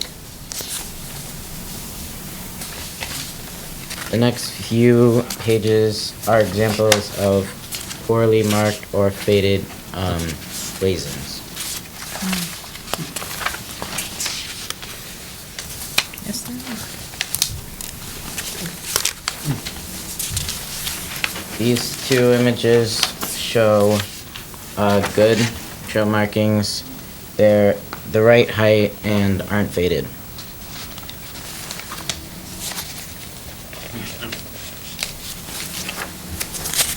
That is my proposal. Thank you for listening. Thank you. Any questions? Justin, these, as the members of the Open Space Committee pointed out, these are consistent with the recommendation of the Balloon and McBroom report given to the town on how best to steward that property. So we want to thank you for that. That's something that great. you're contributing and helping the town with, and it's consistent with the report, and want to thank you for your initiative on this. No. Does anyone have any questions for Justin? I think it's great. It's a great project. Are you raising money for the project? Yeah, And- I'm collecting cans and bottles and then returning them, and gonna have a car wash at St. Mary's and asking for donations from friends and family. Is there anything you'd like to announce about collecting cans and bottles that maybe could help you? If anyone has cans that I can take, you can bring them to the Boy Scout meetings on Thursdays at St. Mary's. Oh, great. And I can pick Okay. them up. Excellent. Excellent. May I have a motion to approve the Eagle Scout project of Justin Bush, with our thanks, to construct and install wayfaring signage and trail reblazing in the town-owned Etherwalker Woods open space? I'll make that. Thank you. Second. Any further discussion? All in favor, please say aye. Aye. The motion passes unanimously. Congratulations. You're all Justin, set. thank you very Good much. job. Thank you. Nice presentation. And you're welcome to stay, but Well, I don't want to. Look at him run. it's getting late. Got work to do. All right, moving on. We are up to item E on your agenda, and that is to approve the creation of a Friends of Simsbury Farms 501c3 for the Simsbury Farms complex. The nonprofit is being proposed to be created to plan for, form, coordinate, and monitor charitable donations for the benefit of Simsbury Farms Recreation Complex. At their September 24th meeting, the Culture Parks and Recreation Commission unanimously voted to recommend to the Board of Selectmen the creation of this nonprofit contingent upon the approval of Town Council. Attorney DiCrescenzo has reviewed the documents and approved them for submission to this board for your consideration. And I open it up to Jerry for your presentation.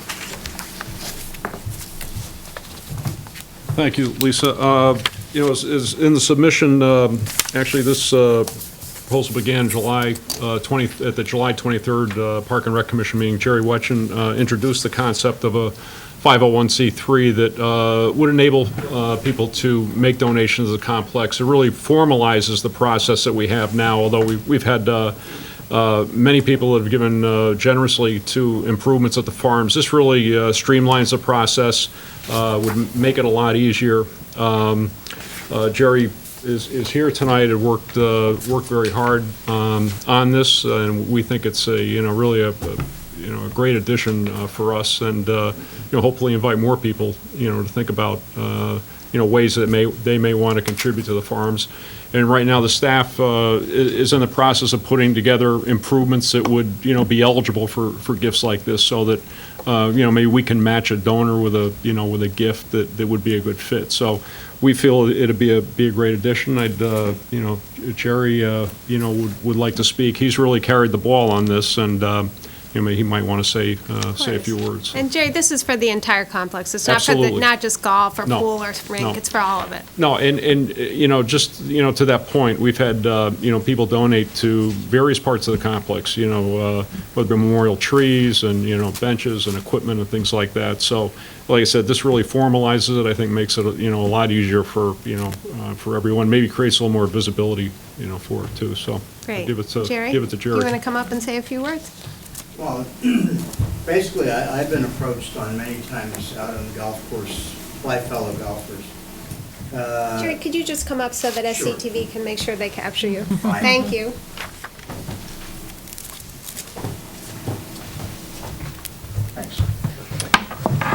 As I mentioned, I've been approached out on the golf course many times by players saying, I don't have any heirs, I don't have a wife, I've got some money. I love this place. Is there a process whereby I could give some money? And I said, there is a process, but it is somewhat arduous. So this was the original thoughts behind this, and it goes back a couple of years.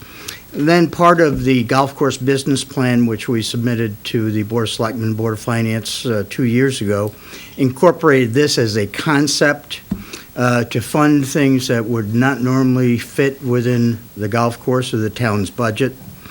They're more accessories items than needed items that would produce revenue, but would be things that would, people would like to have.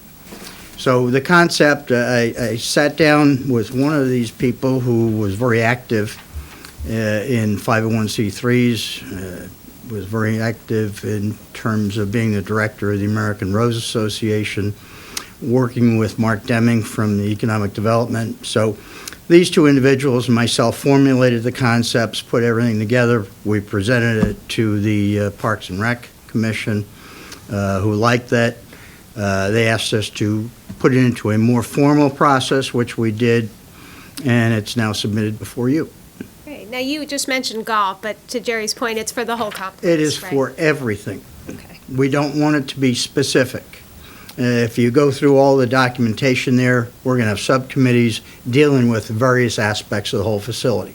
Right. Now, I will say we still follow the same donation process, just as the Friends of the Library, when they make a donation, they still have to come to this board, and this board does have to accept it, because we do have an acceptance of gift policy. So that wouldn't change. That aspect would still come before us. And basically, we're going to set up a board of directors to do some evaluation of things. Jerry and his staff are going to put together items for consideration, and then the board of directors will take a look at those and investigate and find which has the most merit, and then we'll try and match donors through the projects. Okay. I open it up to the board for discussion. Do you anticipate doing any other types of soliciting of funds? Like the library has a book sale, or any type of fundraising where you We would start talking actually- about that, once the process gets going, we may have a golf tournament to raise money for the golf course. We may take a look at some other things. One of the things, I want to go back to maybe 2007, when the men's club came before the board to do the T-sign program, where we've been selling advertising and then giving back equipment and stuff. We've provided almost $60,000 back to the town in equipment to Mike Wallace, improvements to different things since 2007. So these are just some things. But the fundraiser would be for the entire complex, not for any It specific. goes into the general fund, and then we will go for funds specific on other items. So I just have one request from a change standpoint. This body is typically the appointment authority in this town, so I would just ask that we consider the change that the directors would be appointed based upon the recommendation of the Culture Parks and Rec Committee, but the Board of That's Selectmen fine. would be the confirming authority, just to keep consistent with the rest of the. Absolutely fine. So long as it comes through recreation, because Yeah. we're going to We have an look for your idea of who recommendations. wants to get involved. Correct, yeah, outside, we would look for Absolutely. Culture Parks and Rec to make the recommendations, but this board would just ultimately. I have your home phone. Be consistent. Call me I'm anytime. assuming, Mike? Jared, that this would also be for other town facilities? No, just for Simsbury Farms. Just for the farms? And can you describe, just for the public, what that means? In other words, basically, you have a 234-acre complex, which is, bordered by the trail, the David Emmett Trail. Basically, everything from the David Emmett Trail inside. So that includes the golf course, the Golf pool, course, the ropes course, the tennis, tennis courts, the paddle. Paddle, everything within, and it's not specific to infrastructure. If we can do something with it within a program to help a child, if there's something that's brought up where some money is needed for a child within that complex, it doesn't just say it's infrastructure. It can be programmed. Okay. Well, Lisa, where I was going with that was, we have other town facilities that Culture Park and Rec uses, and I wouldn't want to exclude them on the other hand, you don't want to dilute it where the money's coming in. But if somebody wanted to add something to Memorial Field or one of the other parks or something, I would kind of see that under the same umbrella, and maybe I'm misunderstanding it. Now, this was specifically designed for the Simsbury Farms. I think it's similar to what the Friends of the Library has. They do it for a specific area. Jerry, did you want to speak to that? I would just say, I think to your point, I don't, while this fund, at this time may not apply to what you're talking about, we still have a mechanism in place for, folks that do want to donate, whether it's, would follow the process that we've always used, and I think so. It certainly shouldn't deter that, in any way, so. I want to make sure we're not excluding anything. No, as an example, one of the things that really started this up too is the fact that this used to be an orchard. The apple trees and the pear trees are all dying or dead, or we don't have enough funds to maintain those. I think Mike Wallace calculated we've lost 52 trees just in the last several years that need to be replaced to bring back the characteristics of what the facility once was. Yeah, if you're going to put those back on the golf course, I'm not in favor of it, because I'll just... They're going to be dwarf, Sean, I'll just they're hit going to be dwarf trees. I hit enough of those damn trees out there already, come on. We had a great crop of apples this year. Sorry, I couldn't... Yeah, really good apples this year. You've seen me play golf, it's not pretty. It's not What's your pretty. game? There's no game. All right, I move that we approve the creation of the Friends of the Simsbury Farms, a 501c3 nonprofit organization intended to plan, form, coordinate, and monitor charitable donations for the benefit of the Simsbury Farms Recreation Complex with the amendment to the bylaws that has the Board of Selectmen as the appointing authority. I'll second that. Any further discussion? All in favor, please say aye. Aye. The motion passes. Congratulations. Thank Thank you. you, Jerry. Thank you for your work, and the committee for its work. Jerry, thank you for your work on this. We'll move on to item F, which is to accept the donation from Peter Dumont for video equipment at the Simsbury Farms Ice Rink. This is a donation related to media equipment for use by the youth hockey and high school ice teams. The equipment would allow for the teams to view training videos provided by the USA Hockey and other organizations, and the value of this donation is $900. Jerry, I'm assuming other people can use the equipment. Okay. Would you like to speak to that? Yeah, this is Peter Dumont, who has been very active in Simsbury youth hockey, has approached us on this. And this is something that's done in a lot of other, whether it be ice rinks or other athletic facilities, gives coaches the opportunity to have training videos and right on the site. And so we actually have an area in the building where we currently rent skates, but we can, make some room down there and put the screen and give them the ability to stream, the videos from, as I said, from USA Hockey and other training. So, yeah, it would not preclude, any other organization certainly could have access to it. And, it's for, we work with Rick Bizzano, our IT director, and he's comfortable with the security of it. And so we think it's a good enhancement for the facility. And I know both the school program and the youth programs will get a lot of use out of it, so. Thank you, and thank you to Mr. Dumont. Questions from the board? All right, may I have a motion with our thanks? So moved. Second. All in favor, please say aye. Aye. The motion passes unanimously. Thank you. We move on to item G, which is to approve the temporary right of entry and easements for the Terriffill Water Commission of the Terriffill Fire District. I want to welcome the members from Terriffill. Thank you for staying. I'm sure you've enjoyed the meeting. You said that with a straight face, that's good. The Terriffill Water Commission of the Terriffill Fire District has been working towards a solution to address their aging storage tank, which is located on an easement encumbering 59.6 acres of town open space land known as the Laurel Hill, which we refer to as the parcel. The parcel is also encumbered by a DEEP conservation easement. The Department of Public Health concurs with the preliminary engineering report by the Terriffill Fire District that the tank needs to be replaced. Essentially what this is, Terriffill needs water and we need to help them get it. So this is where I want to give a huge thanks to Tom Cook, Jeff Shea, Tom Roy, Joe Mancini, everyone who has Mike Glynn, who's worked on this. Is a very complicated issue, town council, trying to come up with a solution. Of course, the Terriffill Fire District and the Water Commission for working on it. We all have the same goal in mind, which is to make sure Terriffill has water. And this is what this is an attempt to do. The next step is to determine if the site on the parcel identified for the new tank is viable from an engineering perspective. And to do so, they need to survey the site and conduct non-invasive geotechnical investigations. I'll let them tell you about that. These may require limited clearing of land to provide access to the tank site. And I will ask you to come up and tell us a little bit about the project. Kevin Donahue, Vice President of the Commission. In a nutshell, it's a very complex project. What we're discussing here is about maybe a tenth of what I've been dealing with for the last 18 months, so this is kind of nice and easy. But in a nutshell, the Department of Public Health is involved, the Office of the State Treasury is involved because there's low-interest loans involved, things of that nature. But right now, we're at a point where we need to go see if this option is even viable. We need a new water tank. It's either, there's several different options. One of them is we want to put it here. Can we do that? We don't know until we do some test borings.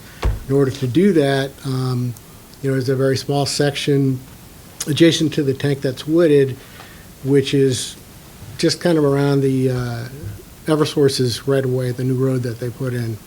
And it would just mean bringing a small track equipment in there, drilling some boring holes, taking some samples to see if that area is actually viable. Once that's done and it's deemed viable, then the process kind of starts all over again where we're discussing easements, because we currently have an easement in place, so that would have to be amended. Right now, our engineering firm just submitted, I think, 17 different forms just to get the approval to consider starting to do the engineering work for the Department of Public Health. So with your blessing, we'd like to be able to get to the point where we can even find out if this is a viable spot. So. That's amazing. It is amazing, and we appreciate the work. It is a very complicated, you would think this would be easy, it's extremely complicated, and we appreciate everyone's willingness to work together on that. There are going to be two motions we're going to need to make tonight. One is different than the one that you have in your packet, so I'll read that. This was reviewed by Jeff Shea in consultation with council. So we'll go over that second motion when we get to it. But the first motion, well, first I'll open it up to questions. Does anyone have questions on this? No. Let's do it. So the first. Water, let's do it. The first motion I need is, may I have a motion to authorize the town to enter into a temporary right of entry agreement with the Terriffill Water Commission of the Terriffill Fire District on property owned by the town of Simsbury to allow the Terriffill Fire District to complete necessary geotechnical investigations for the relocation of the Terriffill water supply tank. So moved. Second. Any further discussion? All in favor, please say aye. Aye. Okay, the second one, we are going to postpone the authorization of the execution of a temporary construction easement, because before we do that, we need to have a motion, and I'll read you the motion. May I have a motion to refer the proposed construction easement pursuant to sections 824 of the general statutes of the state of Connecticut to Planning and Conservation Committees? It needs to go to a referral first. Of course it does. So, move that. Thank you. May I have a second? Second. All in favor, please say aye. Aye. The motion is passed. Congratulations. You're welcome to stay. If you wanna Thank you, leave. guys. We understand that. Okay, so thank you, and we appreciate, all that for all the months of hard work you put into it, but thank you. And we'll continue to work with you, and, of course. Thank you for your work. All right. Moving on to the next item, item H, approve the fiscal year 2015 transfers. As we close out the books from the last fiscal year, I'm pleased to report that the town expenditure, Sloan, are you there? The town is coming in favorable in the amount of $107,862. So thank you to town staff, to Joe Mancini, and everyone who works so hard to be so cautious with the taxpayer dollars. Revenue is favorable at about $725,000, mostly due to tax favorability and tax collections and building fees. If you recall, the Board of Selectmen had already approved two earlier appropriations, one for $400,000 for the pension plans and $70,000 for our heart and hypertension. The Director of Finances will be asking for 4 motions, and I'll ask him to come up and present those.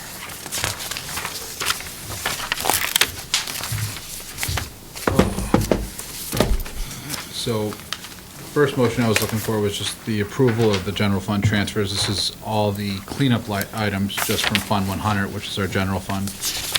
As Lisa stated, we were favorable about $107,000.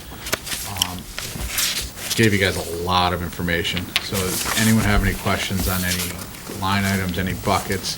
What we mostly saw was favorability by essentially not filling certain positions that were funded, partially offset by higher than expected storms last year.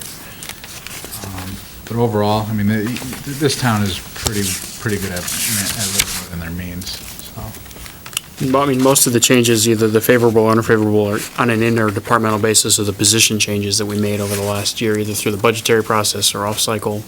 Again, we moved money from the teen librarian into the main account, et cetera, and that was all planned and disclosed through the budget process. So this is just the cleanup item that we had already all discussed. That's right. And the only other one, and I asked you about it briefly, there was the building supplies fund.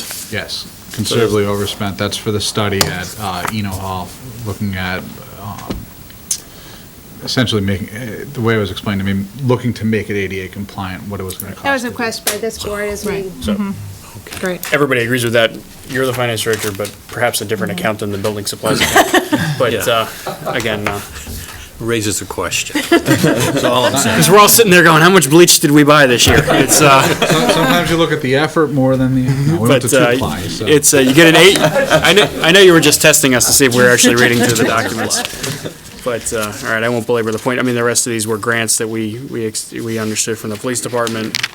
Obviously, there sometimes was- you'll see a negative number, but actually the money came into the general fund, so it's not reflected, so it's there. One of the key areas that you'll see that is on insurance, and there's also on the telephone side.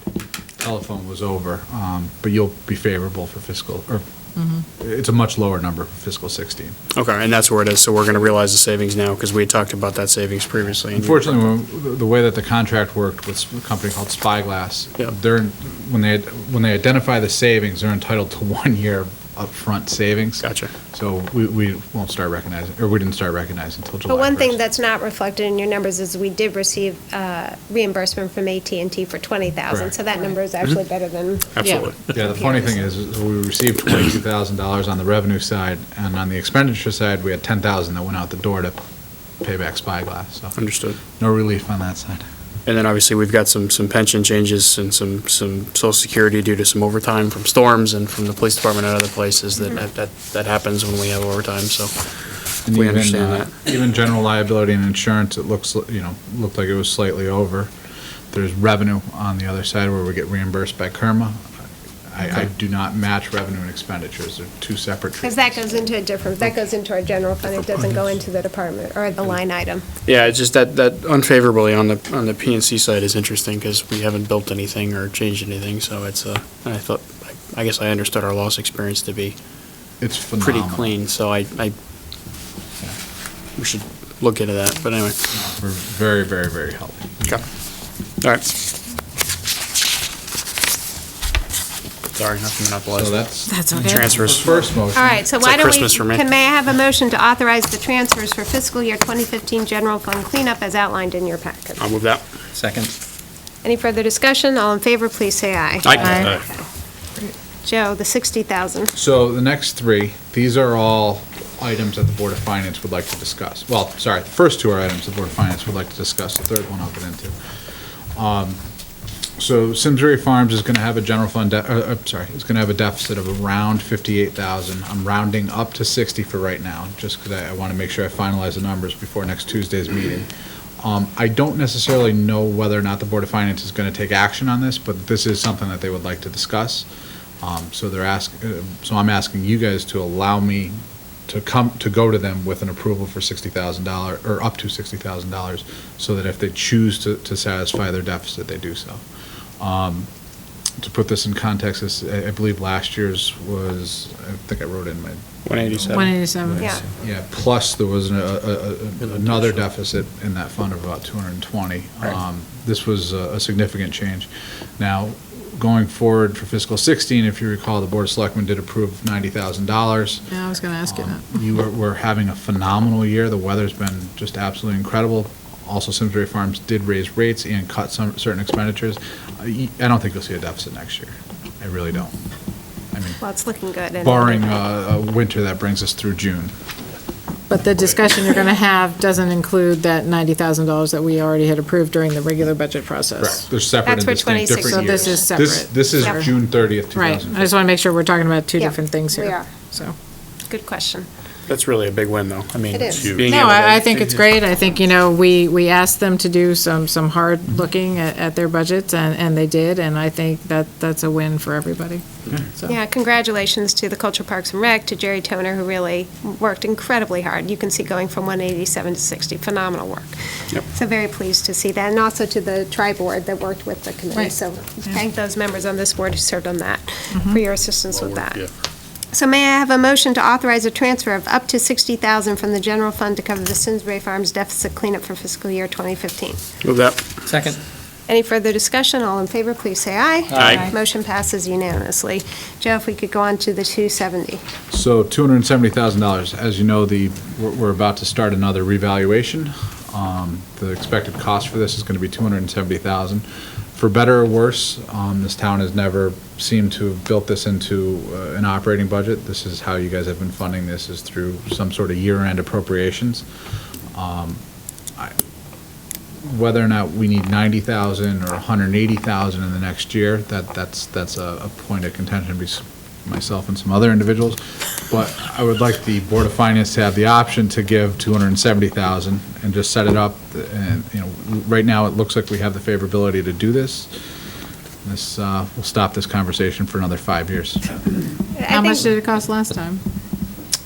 Much more, like three. This is the off one. This is the cheaper one. Okay. So This is the cheaper, non-walk. but we also hired an additional person. Because the last one was the walk around. This is the non. And technology's come a little bit further, where we're actually able to look from an aerial perspective through the GIS system and see where we're. Make sure we're getting all those pools. Get all the Yeah. pools, all the, We should go check the permits. Oh, no, we do that. Okay. Because we had a little problem with that a couple years ago where we weren't checking the permits. That got cleaned up. That's surprising. Yeah. But, no, it's 270,000 for a reval of the size grand list you have. This is not bad. Not bad at all. All right, so may I have a motion to authorize the Board of Finance to transfer up to $270,000 from the general fund in order to fund the next revaluation in its entirety? So move. Second. Any further discussion? Now, I do want to just add that they don't have to fund the 270. This just gives them the authority to make that decision. They may decide to fund it over 3 years. There was some talk at the Board of Finance that they'll do it in 3-year chunks. But if we don't give them the full authority now, they have to come back to us, so. Definitely fun dealing with my board luck. sometimes. All right, so we have a motion, we have a second. Any further discussion? All in favor, please say aye. Aye. The motion passes unanimously. Moving on to the $83,550 to cover the vehicle purchase through CNR. So if you recall, while we were doing the fiscal 16 budget process, the Board of Selectmen originally was going to submit a CNR budget that had roughly $83,550 too much in it. The Board of Finance, or certain members of the Board of Finance recommended that we make certain cuts to it, and those cuts would work out to this dollar amount, which we agreed that we would be funding during this, with favorability from fiscal 15. This is just the completion of that transaction. And we're not So- putting this in CNR, right? We're just funding it outright? No, so it is going over to CNR. It's It going is. to this specific line item. Okay. Because there's no other mechanism for me to roll it over from year to year. This period, you're essentially going back and changing history and saying, on June 30th, 2015, we are putting $83,550 into CNR. The way the appropriations work in the general fund, it's not a multi-year account, so it doesn't roll over from year to year. This has to go to CNR. No, I had but it had this argument with the chairman of the Board of Finance earlier today, so. I was not aware of that, but shockingly. I did. I told him there's no other mechanism for me to do it. But the payback is 16.7 on an annual basis, correct? Towards our operating budget? It would have been. This is a straight transfer of 83. So we're not paying it back? You're not paying it back. It's like paying off the credit card. So it goes in, it goes away, and it's like this never happened, other than Correct. we get This is vehicles a out of it. quick in and out. Okay, so we're not changing the overall spend, so for the coming fiscal year, we shouldn't plan on putting another 83,550 in there. Correct. I know, I just wanted to say that, because everybody's gonna forget when I we know. get to the budget. All right. Thank you for that. Sorry. Try not to have so much fun, John. All right, so may I I have a get gray motion? hair every year. We talk about CNR. May I have a motion to authorize $83,550 from the general fund to cover the vehicle purchase through CNR from project favorability of fiscal year 2015 to reduce the fiscal year 16 capital. I move that. return.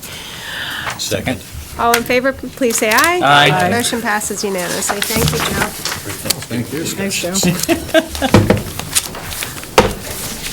We move on now to item I, which is to review the recommendations as proposed by the Economic Development Task Force Process Group. This is not an action item, it's a presentation. So thank you. Welcome, Nancy. Thank you. I got myself in the queue here so I can get started because I know it's a long night and I am not the main part of the presentation tonight. But I did simply want to say thank you to Bill and Kevin for presenting tonight in Wayne's stead. Wayne is the chair of the process group and he has since relocated and moved out of town, and I know, right? Well, he finished his work and then he left, so that was all right. And in addition to Kevin and Bill on the process group, Ron Jodis and Lou George also participated. So those fine folks have this presentation of that group to present to you tonight. And I would be remiss if I didn't also recognize Hiram, the former planner, for his work, Sarah Nielsen from Main Street, who made a great deal of contribution to this, and also Tom Cook, who stepped in. And Mr. Abbott, I look forward to updating you on all of our group's work. And so it's timely tonight that you're here and we're here. And as Lisa mentioned, there's no action items tonight, but there are things that have some charter impact, some budget impact, and some administrative impact. The charter impact is something that Bill can even speak to because he was before the Charter Revision Commission on some of the work that the group had done. And I'm happy to answer any questions. All of these guys are probably better at doing that when they present. And we will be back before you. We're going to the EDC on Thursday morning for our final presentation of the group. The chairs have been busy putting that together, and we'll be back before you on the 23rd to make that presentation. So any questions you may have that you don't get answered tonight, we can certainly do that on that evening. So Bill Ether and Kevin Crimmins. Thank you very much, Nancy. And for the record, I'm Bill Ethier at 20 Surrey Circle. As Nancy said, I'm a member of the EDTF, and I first want to, I think I can speak for Kevin and all the members, thank you for the appointment. It was almost 2 years ago that you created this task force, and it was a great opportunity to serve the town and bring all our various expertise to the table and address the charge that you gave to the EDTF. Just real quick, my background, I'm the executive director of the Home Builders Remodelers Association of Connecticut. I'm a registered lobbyist at the Capitol, and I'm a land use attorney, primarily representing real estate development. The wide variety of expertise was on the task force. We mentioned, Nancy mentioned Ron and Wayne, both engineers who represented developers. And we broke up into 3 different groups, and our process group really focused on a singular goal, although very complex and difficult to meet. And our goal was to create and sustain an efficient land use permitting process in the town. All right, that's it, just efficient land use permitting process in the town. Now, we looked at a number of different things. We broke down, we ended up coming, and we had before you 6 recommendations. As Nancy mentioned, 1 recommendation requires a charter revision change, so that singular recommendation was before charter revision last week, and I presented there as well. But what I want to do is really just help you understand, and I think the best use of all our time is for us to answer your questions. So I'm going to try to be as brief as possible to go through our 6 recommendations and then try to answer any questions that any selectmen have. So what we looked at was really these 3 areas. One is process. We want to look at the land use boards in town and the process they go through. Second area was staff. And the third area is the commission members themselves. So let me start with the recommendation that needs the charter change. And this is the only one of our 6 that requires the charter change. We're recommending to consolidate the planning and zoning commissions. As you know, they're separate commissions. And I would give you some facts that we went through. And you know, this is about 1/5 of our file. We've been meeting almost 2 years. We did a lot of research, read a lot of things, and collected a lot of information from a lot of different sources. And on the The issue of combining P and Z, and I mentioned this to Charter last week, there are, as you know, 169 towns in the state of Connecticut, municipalities. 146 have combined commissions. Only 23 are separate. And in Hartford County alone, of the 29 towns in the Hartford County, 26 or 27, or 25 or 26, I should say, are combined commissions. There are only 3, maybe 4. We couldn't get good data on one municipality, Bristol.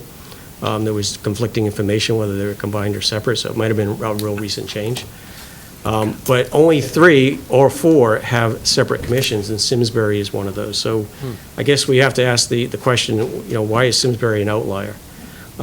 There have been some positive things done in the land use commissions, having design review meet in the same night as zoning, very positive change to the application process. But we see combining P and Z as an incremental step, a positive step to really improve the process. And the reasons, and I'm not going to go through all the reasons, you can read our report, but some of the reasons for this particular recommendation is to eliminate delays caused by referrals from one commission to another, to streamline both the land use process and staff efficiency. It's one less night out, meeting that staff has to I see smiles already. And really, in my view, the most important reason for this particular recommendation is to really help meet investors' expectations for a simplified process. And that's really what all our recommendations are about. Investment capital, if we want to attract economic development to the town, investment capital, decisions that business people and developers make, it's going to flow to the place where it's most welcomed, where they're going to be received well. And so all these 3 areas in the 6 recommendations really address that core issue. So that's our first recommendation. And Lisa, I don't know how you want to run this. Please stop us if you have any questions along the way. Kevin and I are here to answer your questions, so. I'll leave it to you. If you'd like to take questions, you All may right, do well, that. I'll continue, I'll take questions, but I'll continue on. Why don't we take questions on that before you go on? All right, yeah, it's up to you. Any questions on the combined? I mean, that'll be back before us, depending on how that recommendation comes out. Yeah, I think that has to come Right, back from charter. it has to go through charter first, obviously. Quite honestly, I'd rather not comment at this point until it comes back from the Charter Revision Commission, but. We probably spent, and Ferg was there, I don't know, Nancy, I forget if you were at charter. But I think they spent probably 45 minutes talking about this issue. That's right. Yeah. That's right. So. Well, I would ask a question, because you're making a specific recommendation. I'd like to say I was really impressed with the research that you did on this issue. What I'm used to is people sitting around saying, we need to do X. And your recommendations, and I'm not I'm not speaking to the recommendation, I'm speaking to the process, was a very thorough overview of what happens in other communities. I was very impressed with that. But a question I would ask, because the concern that'll be expressed relative to merging the 2 commissions is that, currently the plan of development does get, a reasonably fair amount of consideration in the community, and you potentially lose that when you merge the 2 together. Can you just speak to that concern relative to what you were observing and talked about in the discussion? Sure. That question was asked at charter too. It's a good question, but in my experience as a land use attorney and in representing the association that I do, I come across POCDs all across the state, and I'm involved at the Capitol in the Enabling Act 8-23, which enables POCDs. 146 communities have combined commissions, and I think if that was a valid argument, you'd have to argue that in 146 communities, they don't have good POCDs, and I don't think that's right. I mean, obviously, POCDs are required to be updated by every municipality every 10 years.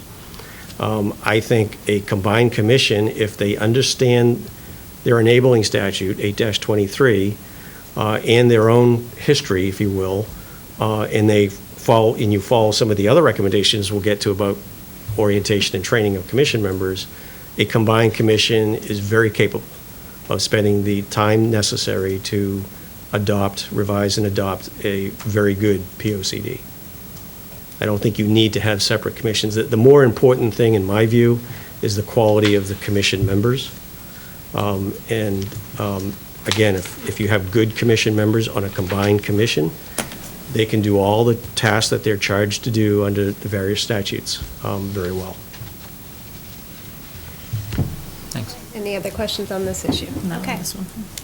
Okay, well, the next. Just one comment. Yep, though, sure, before please. we move on. We made an unqualified recommendation on that to combine them.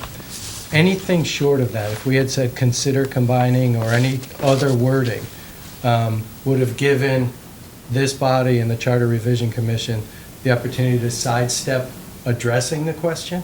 So for those of us who were within the group who may not have completely reached a conclusion, the best answer as far as the group coming forward with a recommendation was suggest the combination. That forces the analysis, and it provides evidence for anyone who looks at it in the future, because this is a question that comes up every year. Should they be combined?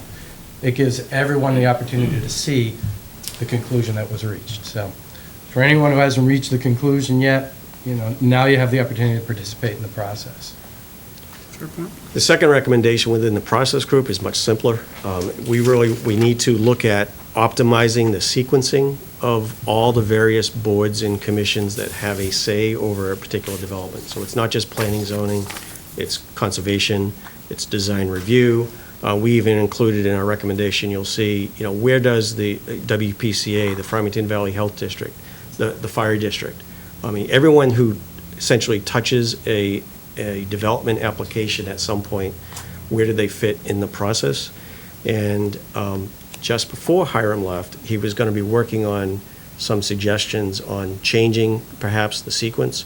I mentioned design review now meets on the same night as zoning. That's a very positive change that you didn't have before. But, maybe we already have the optimal change, but that work still needs to be done to really identify that.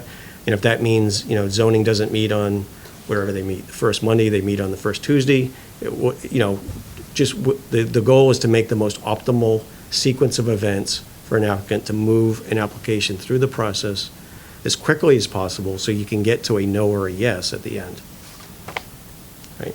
So that's pretty simple. The next recommendation, the third recommendation, deals with staff. And it comes in really two parts in our report.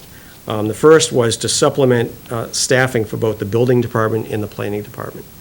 Now, this was made, obviously, before anyone knew Hiram left, but it was our understanding that there were a lot of pressure on both the planning side and the building side.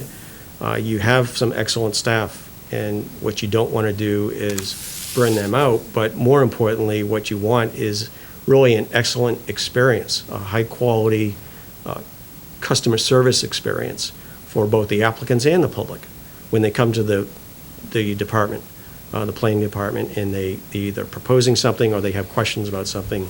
You want really a high level of staff involvement. The second part of this staffing recommendation deals with the EDC, the Economic Development Commission, and who staffs that. Up till now, you've had the town planner staffing that. We think that's a mistake. We think that the staffing responsibility should be within the CEO's office, First Selectman's office, for a variety of reasons. One is the CEO, First Selectman, really should be the primary contact responsible for economic development. You know that we've already made that change. Yes. So, all right, so I can move on. So moving right on. That's good. So next steps you can just knock off. I just wanted to add to that, because part of the discussion was around a recommendation to the EDC for us to look at an economic development coordinator. And so some of the discussion early on was really where the priority lies, and is it creating the optimal process with additional staff versus hiring somebody who's going to go out and potentially be cultivating the business when internally you're trying to make sure you've got that optimal process. So that was part of the discussion as well. See, I think we've been so persuasive that some of our recommendations have already got approval of our I will just final point out, that every staff recommendation that Mr. Peck made was granted by this board, so he got everything he asked for. You may have touched around there. One thing I do want to say is that we as a group were sensitive when we're making recommendations like this to the fiscal responsibility reflected by the Board of Finance and this board, and the environment around roles and responsibilities, in particular with respect to the First Selectman's office, while we make those. We're just sensitive to the issues that relate to that. Absolutely, but we've shown recently in the budget process of being willing to be creative on positions, to fund additional positions, whether it be the library, whether it be public works, so I would anticipate we would continue to entertain those if they're asked for. And again, we've asked, I tried to get Henry to tell us he wanted another employee, and he wouldn't do it, so, I think we've been open to those discussions, so. Again, we put the hat on of the applicant, the real estate developer or business that wants to come to this town or stay in this town with expansion. What did they experience when they interface with staff?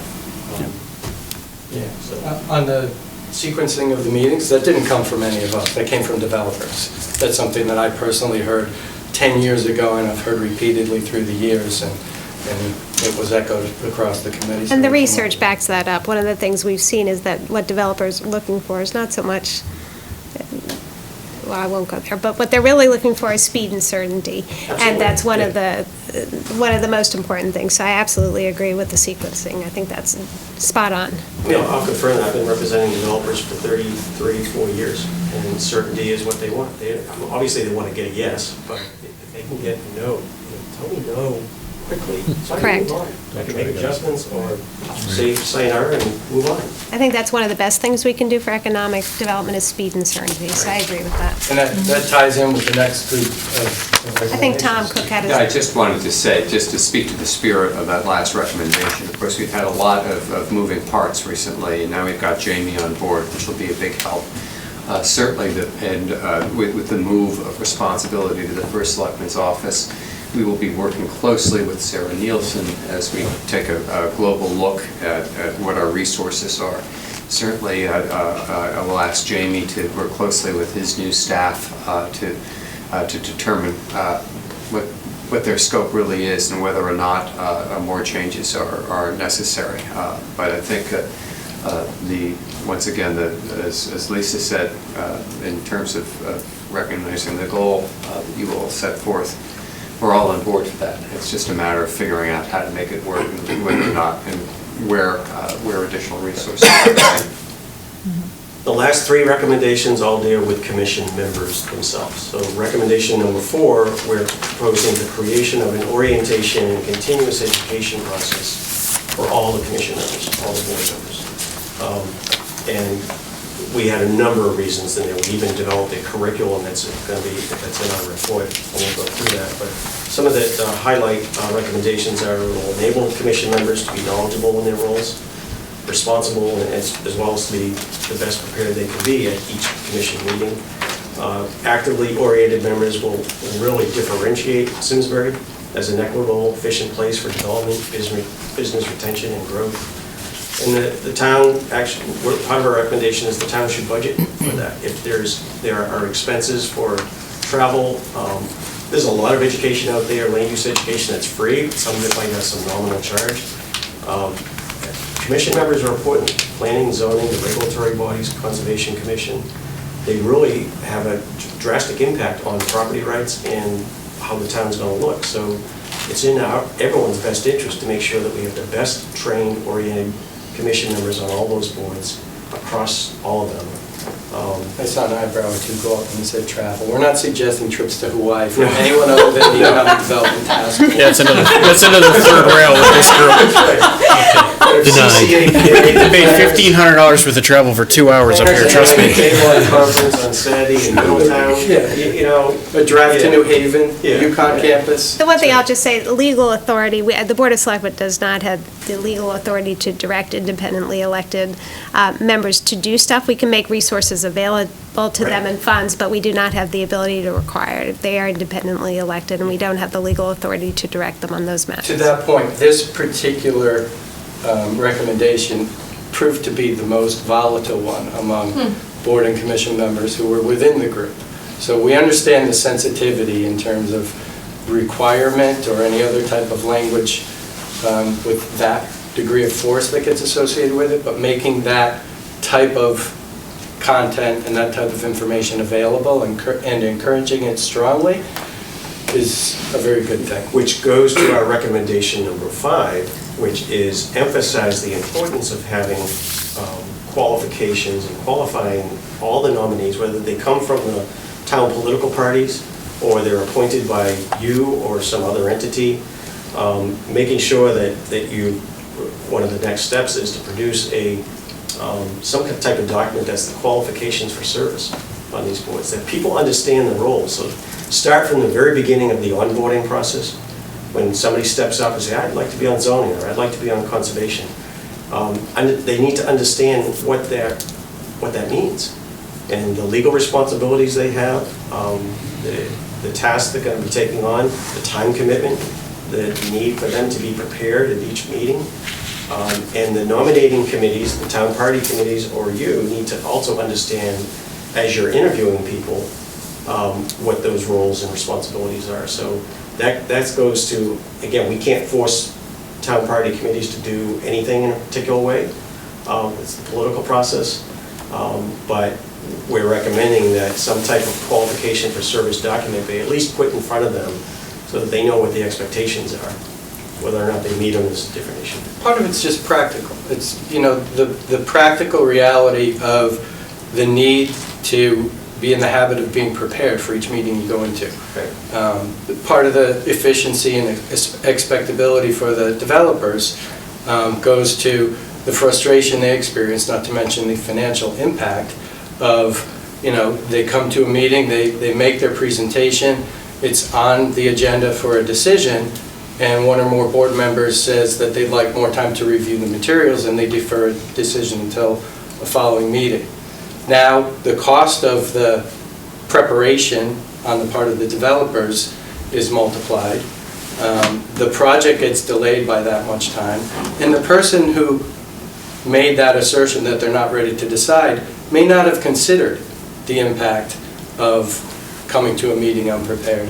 But if at the very beginning of the process, things like that are explained to them, then maybe someone will think twice before accepting the nomination. Maybe someone else will step forward and say, yeah, that's the kind of thing I'd sign up for. Now, did you guys prepare that, or is that something you want staff to do?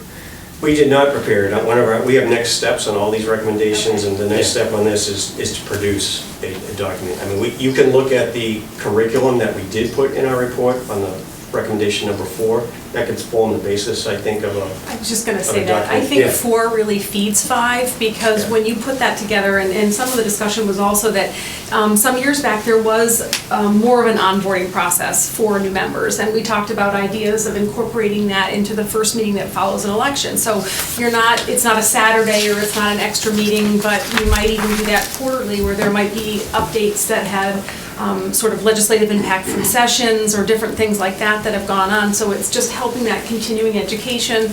But the very basis of structuring that then allows, and 5 was also a very interesting discussion among the full board, the task force itself. But I think when you structure 4 and you can hand that information off, it helps 5 become pretty easily achievable. We just touch on a point. So when you're doing the optimization back to 2, make sure, or my opinion would be that you work with staff that there's a cutoff point so that commission members can be prepared. Example, today, we get information at 3 o'clock in the afternoon that somebody wants an extra $150,000 out of us. It's not a reasonable amount of time necessarily to make a decision. There's always exceptions. It needs to go both ways. While we need to be sensitive to the developers also need to understand that throwing something at 5 o'clock with a planner. No, I know.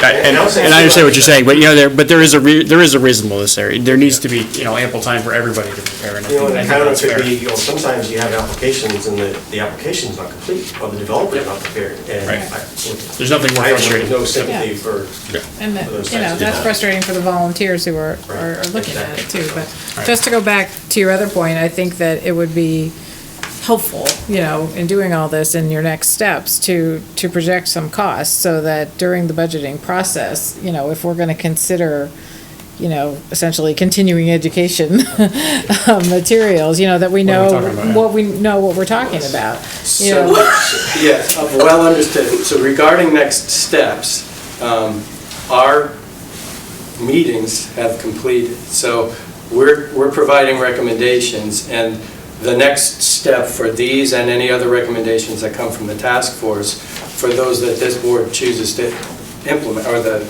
Economic Development Commission chooses to bring forward, Essentially, what our would term be is to done. implement those. So Right. you would need to take these and provide subcommittees to do that type of implementation. Yeah, and- Maybe it'll include us, maybe it'll. We were happy to serve for almost 2 years, but we're done. I joked about expiring, and now they're all excited about it. Well, December 1st, the Yeah, I know. committee runs out. And I wouldn't propose overstructuring this recommendation. I do believe there's a dialogue that needs to happen with staff, with members of the land use commissions to identify what the appropriate curriculum would be, so. And some of to me, the, sorry. No, go ahead. I was just saying, some of these recommendations may be referral to the land use and say, the task force has recommended these, please come up. Yeah, see what you- Here is for your consideration, do with them, as you are an independently elected board. On the orientation materials, for example, the vast majority of the material that would go with the orientation for any particular board probably exists in the chairman's files and most of the members' files. So it might be a matter of organizing them into a notebook and saying, look, there's 13 sections, everybody should have at least these and be familiar with them before you first meet it. It may not be much more than that. For some, it could be more complicated. There are some fairly complex statutory structures out there that people need to have knowledge of. For example, this board, we get the book, right? We do. It's a The book. huge binder of, it's pretty big. It may not be extra time necessarily for the volunteers. I think everyone's volunteered. Most of you are volunteers. We're volunteers. Commission members are volunteers. You could take 15 minutes at the beginning of each zoning, planning, wetlands commission hearing and pick a topic that you invite the town planner or the town council or some outside experts come in and just talk, about a particular issue. FOIA, what does FOIA mean? How do you, Robert's rules, how do you run a meeting? What's the real power of the chairman of a commission? Those are the types of issues we're talking about. We did, and Tom, we had a couple conversations where we said, let's put some numbers around some of this, the positions, the training and such, and we said, we understand that these are obviously within consideration of the full budget, and so as we hand this off and that evaluation needs to get done, I think hopefully it's in timing enough to feed the next budget cycle, and so those recommendations those numbers can be more solidified and then be considered amongst, of course, the entire budget, so. Very quickly, the last recommendation also goes to the members, but it's a really different issue. And that, it goes to, the recommendation is to include a clear summary of the commission members' voting records. What it would require is that zoning, planning, conservation, and any other regulatory board, is that the clerks take a vote tally, the way the legislature does it in their committee votes. So that each individual is called, and yea or nay or abstain or whatever. In that way, and then a end of the year tally of all the votes they've taken during their term or that year is recorded. So it's been recorded at each meeting and it's tabulated at the end of the year. Kevin actually produced an Excel file that is an example. It's going to be attached to your report. It's a good one. It's a good file. It's an example of how it could be done. Yeah. So the idea behind this is two things. Transparency and accountability. Right. If the voters are interested in an individual's voting records today, it's possible to find that. They have to dig through minutes of meetings. To the extent that votes were not recorded as unanimous, as we saw most of the votes here tonight, there will be evidence in the record as to who voted for or against, at least the decisive votes. And there's room for flexibility in this. For example, I wouldn't suggest that every vote that was taken tonight would require a roll call because they were all unanimous. In the event of an other than unanimous vote, the clerk simply asks for the members to sound off in series, and it's an easy step to record in a spreadsheet. We tried to make it as simple as possible to Now, record are it. you not comfortable with it being recorded in the minutes? Who voted what? You want to see it as a spreadsheet? Well, what the goal is to produce a document that's much more easily accessible to the voter. whether they can look it up on the website or not, but nobody's going to go through minutes after minutes after minutes. And, So it's one document with all the it's votes? one document with all the votes, this is zoning, this is how the current members voted on, the 37 motions that they dealt with during their term. Votes still would be reflected in the minutes. In fact, the requirements for minutes such as they exist according to Robert's rules would almost be fully supported by that document in terms of the degree of detail that's required for minutes. There's tradition and then there's requirement. Simsbury tends to err on the detail side in terms of tradition. There was a lot of discussion around this one too, Yeah, exactly to those points, looking at how they're currently recorded and how people have to know what night a meeting was on and then go to those minutes and comb through and find that. And at the same time, how does that work if we introduce this element to the process from an administrative standpoint too? And so to really just make that as simple as possible, but then again, affording a document that has. So that you could go to one place if you just wanted to see votes. So it would be Exactly. like minutes, agenda, votes. Yeah. One of our next steps is, assuming you approve the idea of having these vote tally sheets taken at these commission members, is to involve the clerks. In The people charged with people that recording. charge with Right. recording, to make sure that whatever system that is going to be used is consistent across all commissions. Well, but it we'll check works with for council, because I'm not sure we can direct the boards to do this, but we can certainly check with council. I should And that say, one might be a charter item too, quite honestly. Yeah, I was just thinking that This that one might also make its might way be into a the charter charter. discussion.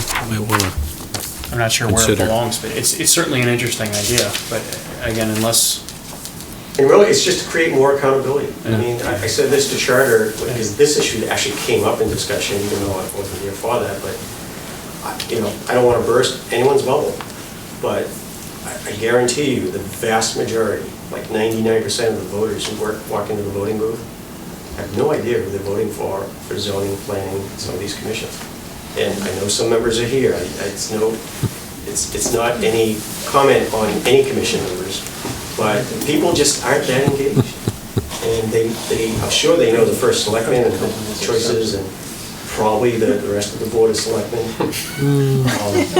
Yeah, all right, I'm trying to be generous, but when it gets down to zoning, planning, and ZBA and others, Mike takes a really good picture. 20% will vote party line one way or the other, and then the rest. Well, it's another opportunity, it's another But window it's of another way, if somebody information. wants to be engaged, they can access the information. Right now, it's almost impossible to access the information. That's a good suggestion. Oh, it's interesting, yeah. I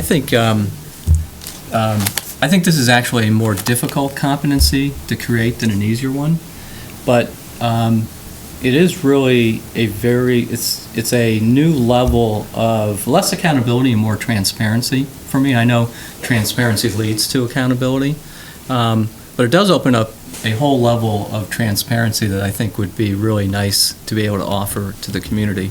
Interestingly, I think if you develop this capability for 1, 2, or 3 commissions, you're really developing it for all commissions. Yes, it needs slight adjustments to move from board to board, but not much. It's interesting. And there may be a more efficient way in terms of technology than Excel, but that seemed the most efficient, readily available, so.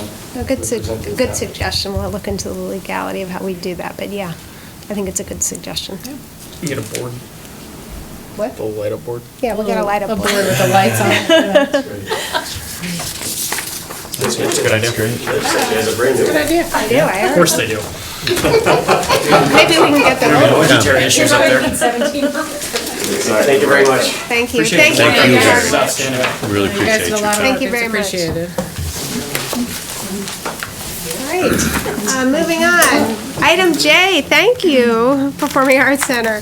Accept the Performing Arts Center 2015 administrative fee of $10,000 for the facility operating agreement. And we welcome Dave Ryan, who is chairman of the Performing Arts Center, recognize Kathy Barnard from the PAC board, Nick Mason from the PAC board, and Ferg Jansen from the PAC board. Is there, did I miss anyone? Is that it? Yeah, Dave Ryan, do I have to say that?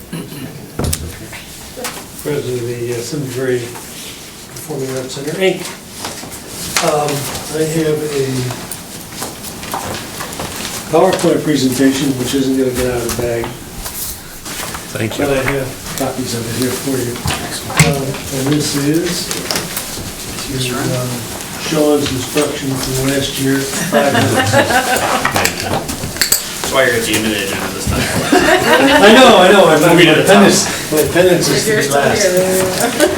What I'm intending to do here, look at the first page, I think we have a contract with the town to operate the facility. We had an obligation under that contract to provide entertainment and other community events. I want to secondly acknowledge the community support that has been so valuable for us to get through this year. Give you a summary of our 2015 revenue, which is the basis of our administrative fee, and then 2016 and the things that we think we need to go forward. That's also part of the contract. Second page, it's the 20th year of the Talking About Music Festival, and I think we had wonderful weather, wonderful events. Celebrate America was a 10,000 people event. I think that's the first time we've hit that. It was really great. Septemberfest, we tried a new layout and we added some new entertainment.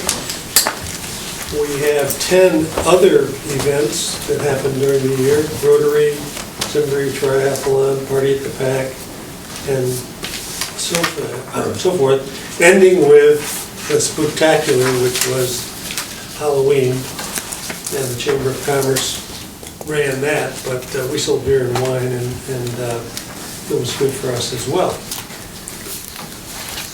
It's important to mention that the supporters, the kickoff event, Friends of the Simsbury Performing Arts Center, and the just general donors raised about $15,000, which is aimed at our roof project.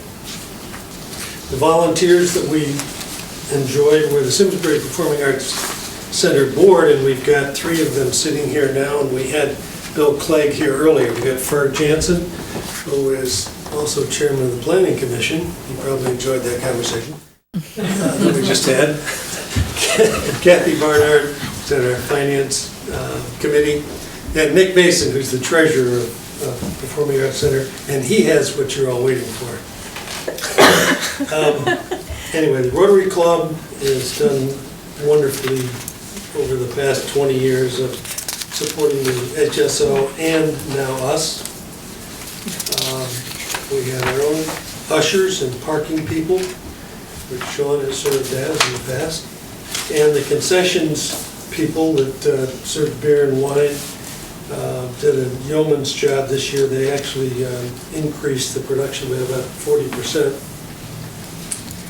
Sponsors, the next page, these groups or companies contributed $70,000 to the revenue this year. And without that, we couldn't survive, and we want to make sure that everybody knows that they've stepped up and done that, and to ask everybody who's still awake on TV at home to support our sponsors.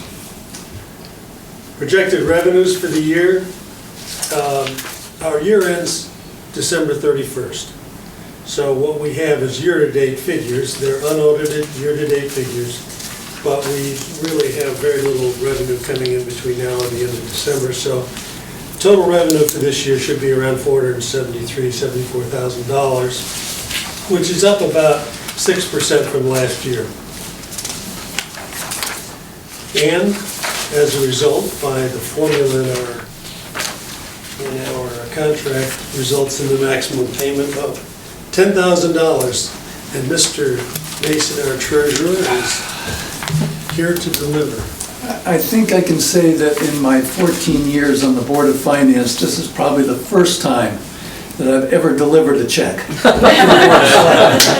work. Have to pull it out of his hand, Lisa. All right, here we go. Don't spend it all in one place. We already did. Anyway, this is the second year we provided $10,000 for last year. Dave, what are your expenses? What are our expenses? I can't tell you, but they're unaudited yet, that's why I didn't bring them out. Are you anticipating being ahead? We anticipate that we'll be in the black this year, nowhere near as well as last year.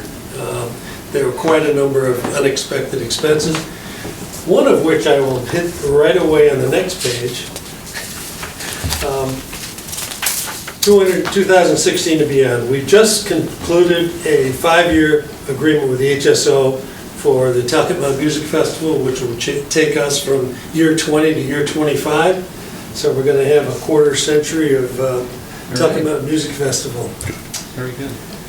The things that we would like to get the Board of Selectmen to agree with is, one, to replace the Cushman this year, and we will give you these requests in our formal capital requests, but I just want you to be aware of them. Last year we spent $2,300 providing a rental to cover for the failure of the Cushman to be a reliable vehicle. I think it's 20 years old, and we spent $300 on a new starter and an ignition system, and then the hook on the back that hooks onto things broke, and it seemed like almost every time you turned around something went wrong with it, and so we Friday night with you of the concert. But It was always the night of the concert. There's always the night of the concert, of course, which is when you need it, and there's nobody around. And the town was good. We did get Culture Parks and Recs to loan us a vehicle when it was available for them, but we really need to replace that. Second thing is, we'd like to place the office at the street line. If you look on the next picture, the next page, there's a picture of the front of the Performing Arts Center. And in the middle right there, you can kind of see the trailer which we have been purchasing as a ticket booth. And what we'd like to do is to put an office building there that's about the size of the current one, which is about 12 or 14 by 20, along the fence there with a window for tickets, so that when our facility manager is working, he could sell tickets if necessary. And also then, people can come up to that window from the sidewalk on Iron Horse to buy tickets. They don't have to enter the premises. We'd like to set it up so that nobody enters the premises without a ticket. At the Willie Nelson concert, there were people dancing in the trees next to the thing that hadn't paid. Anyway, we want to have it so that if you come onto the premises, you have to have a ticket. And the other thing we want to do is, if you look along the fence, just look along the fence as it goes from the right to the left, we'd love to plant some forsythia along there, and have the town plant some forsythia. They grow up, and they will be able to screen the stage from Iron Horse. And if they're placed in a spacing that's reasonable, you'll be able to look straight into the field and see the soccer fields, but you won't be able to look. They'll be kind of like Venetian blinds.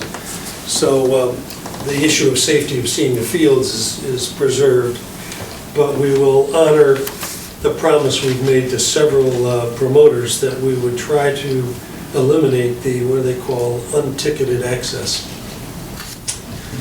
And the last thing we wanted to ask was that we would like to extend our contract, which will end December 31st, 2016. I know that Tom has looked at this, and there's a few things that need to be adjusted, but basically our contract works the way it is, and we'd just like to continue it because we have a 5-year contract with our other side, and ours runs out next year. So, and finally, the last page is the project for the roof that we've been working on. And again, that will be in the submission that we give you. The latest estimate is that we're looking at about a $10 million project. It's not a retractable roof, even though we want it to be retractable. We're considering the possibility of making some of it transparent, so that you'll be able to sit at your tables in the symphony and look at the stars. And that's maybe something we might be able to do. I don't know that will will work out financially or practically. But that's where we are today. I think I went 5 minutes. Did I go more than 5 minutes? A little bit. Thank you. First of all, thank you and your whole board. This is mostly volunteer. I mean, you have hundreds of volunteers who make this happen, so, and your entire board is volunteer, so I want to thank you and everyone who's here today and those who couldn't be here. Phenomenal job, great program this year, and all the more remarkable because it's done by all volunteers, for the most part. Except for Ferg, who just works night and day for nothing. Thank you, Ferg. Well, everyone, and we're very appreciative. You help make our community better. We're grateful. Thank you. Any comments? May I add or one questions? comment? I Yeah. came from a 2-hour postmortem on the Chili Fest tonight, and they kept referring to the PAC Center as the Dust Bowl. And I said, you haven't been there in the summer, you know what I mean? You know. So I know that paving is on your long plan, whatever, but all the patrons, all the handicapped people and the elderly people that come in there and can't see because of the dust. Sorry to speak out of turn, but it's something that should be taken care of. No, appreciate Because it. it never rains in Simsbury anymore, so it's always dry. Always. Thank you very much. Thank you guys very much. We'll kind of zip through the rest of the agenda. Update on the senior center. I had a chance to meet with Joe Mancini and our bond counsel to get recommendation. Is it even possible, conceivable to bond the Andes project on a long-term lease? And she's working with our actuary to come up with feasibility and then advice as to whether it is something that's advisable. So we hope to have that in the next couple of weeks. So that's being evaluated as we speak. Was there any other feedback from the Andes Next on the list. position? Is it? Other than the Out of bonding order. issue, you know, space-wise? We've done the initial evaluation with the architect. I haven't seen that evaluation, but they did do a space. I think it would work. There's potential there. But, you know, Just curious to see how we're Yeah. going along with that. it's really going to come down to bonding on that and whether that's something, one, we can do, and two, whether it's advisable to do. So we'll get that recommendation the next couple of weeks, I think. All right, and then moving on to. Excuse me, Lisa? Yes. Were we supposed to, according to our agenda, we're supposed to accept the check for 10,000? Did we I need have a a motion motion? to accept, no, I mean, I think we can just accept it. I mean, They we've paid got it. the money, so. Yeah. Here, Tom, let me give it to you before I forget. Nick's already gone, so.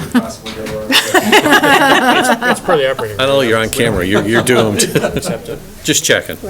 Yeah, they're legally obligated to provide it to us, so we don't need a motion to do it. They have to pay us. Yeah, it's Yep. pursuant to contract. And I didn't need to sign anything, so I don't need this board's authorization to do that. All right, moving on, may I please have a motion to acknowledge the resignation of Barbara Pettigene as a regular member of the Board of Ethics effective October 21st, 2015, with our thanks. I'll move that. Second. Oh, All in sorry. favor, please say aye. Aye. I move that we amend the agenda to accept the resignation of Mary Lou Petrina. Have a second? Second. We'll go with Phil on that for the second. With our All- thanks. All in favor?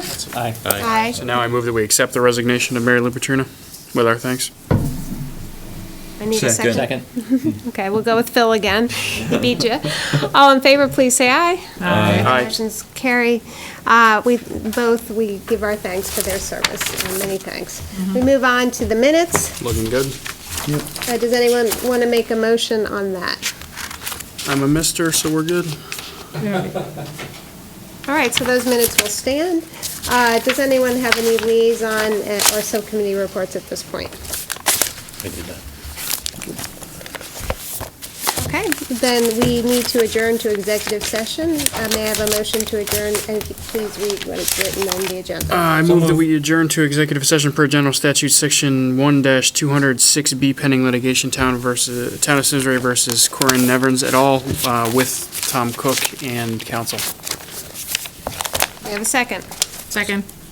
All in favor, please say aye. Aye. Aye. We are adjourned to executive session.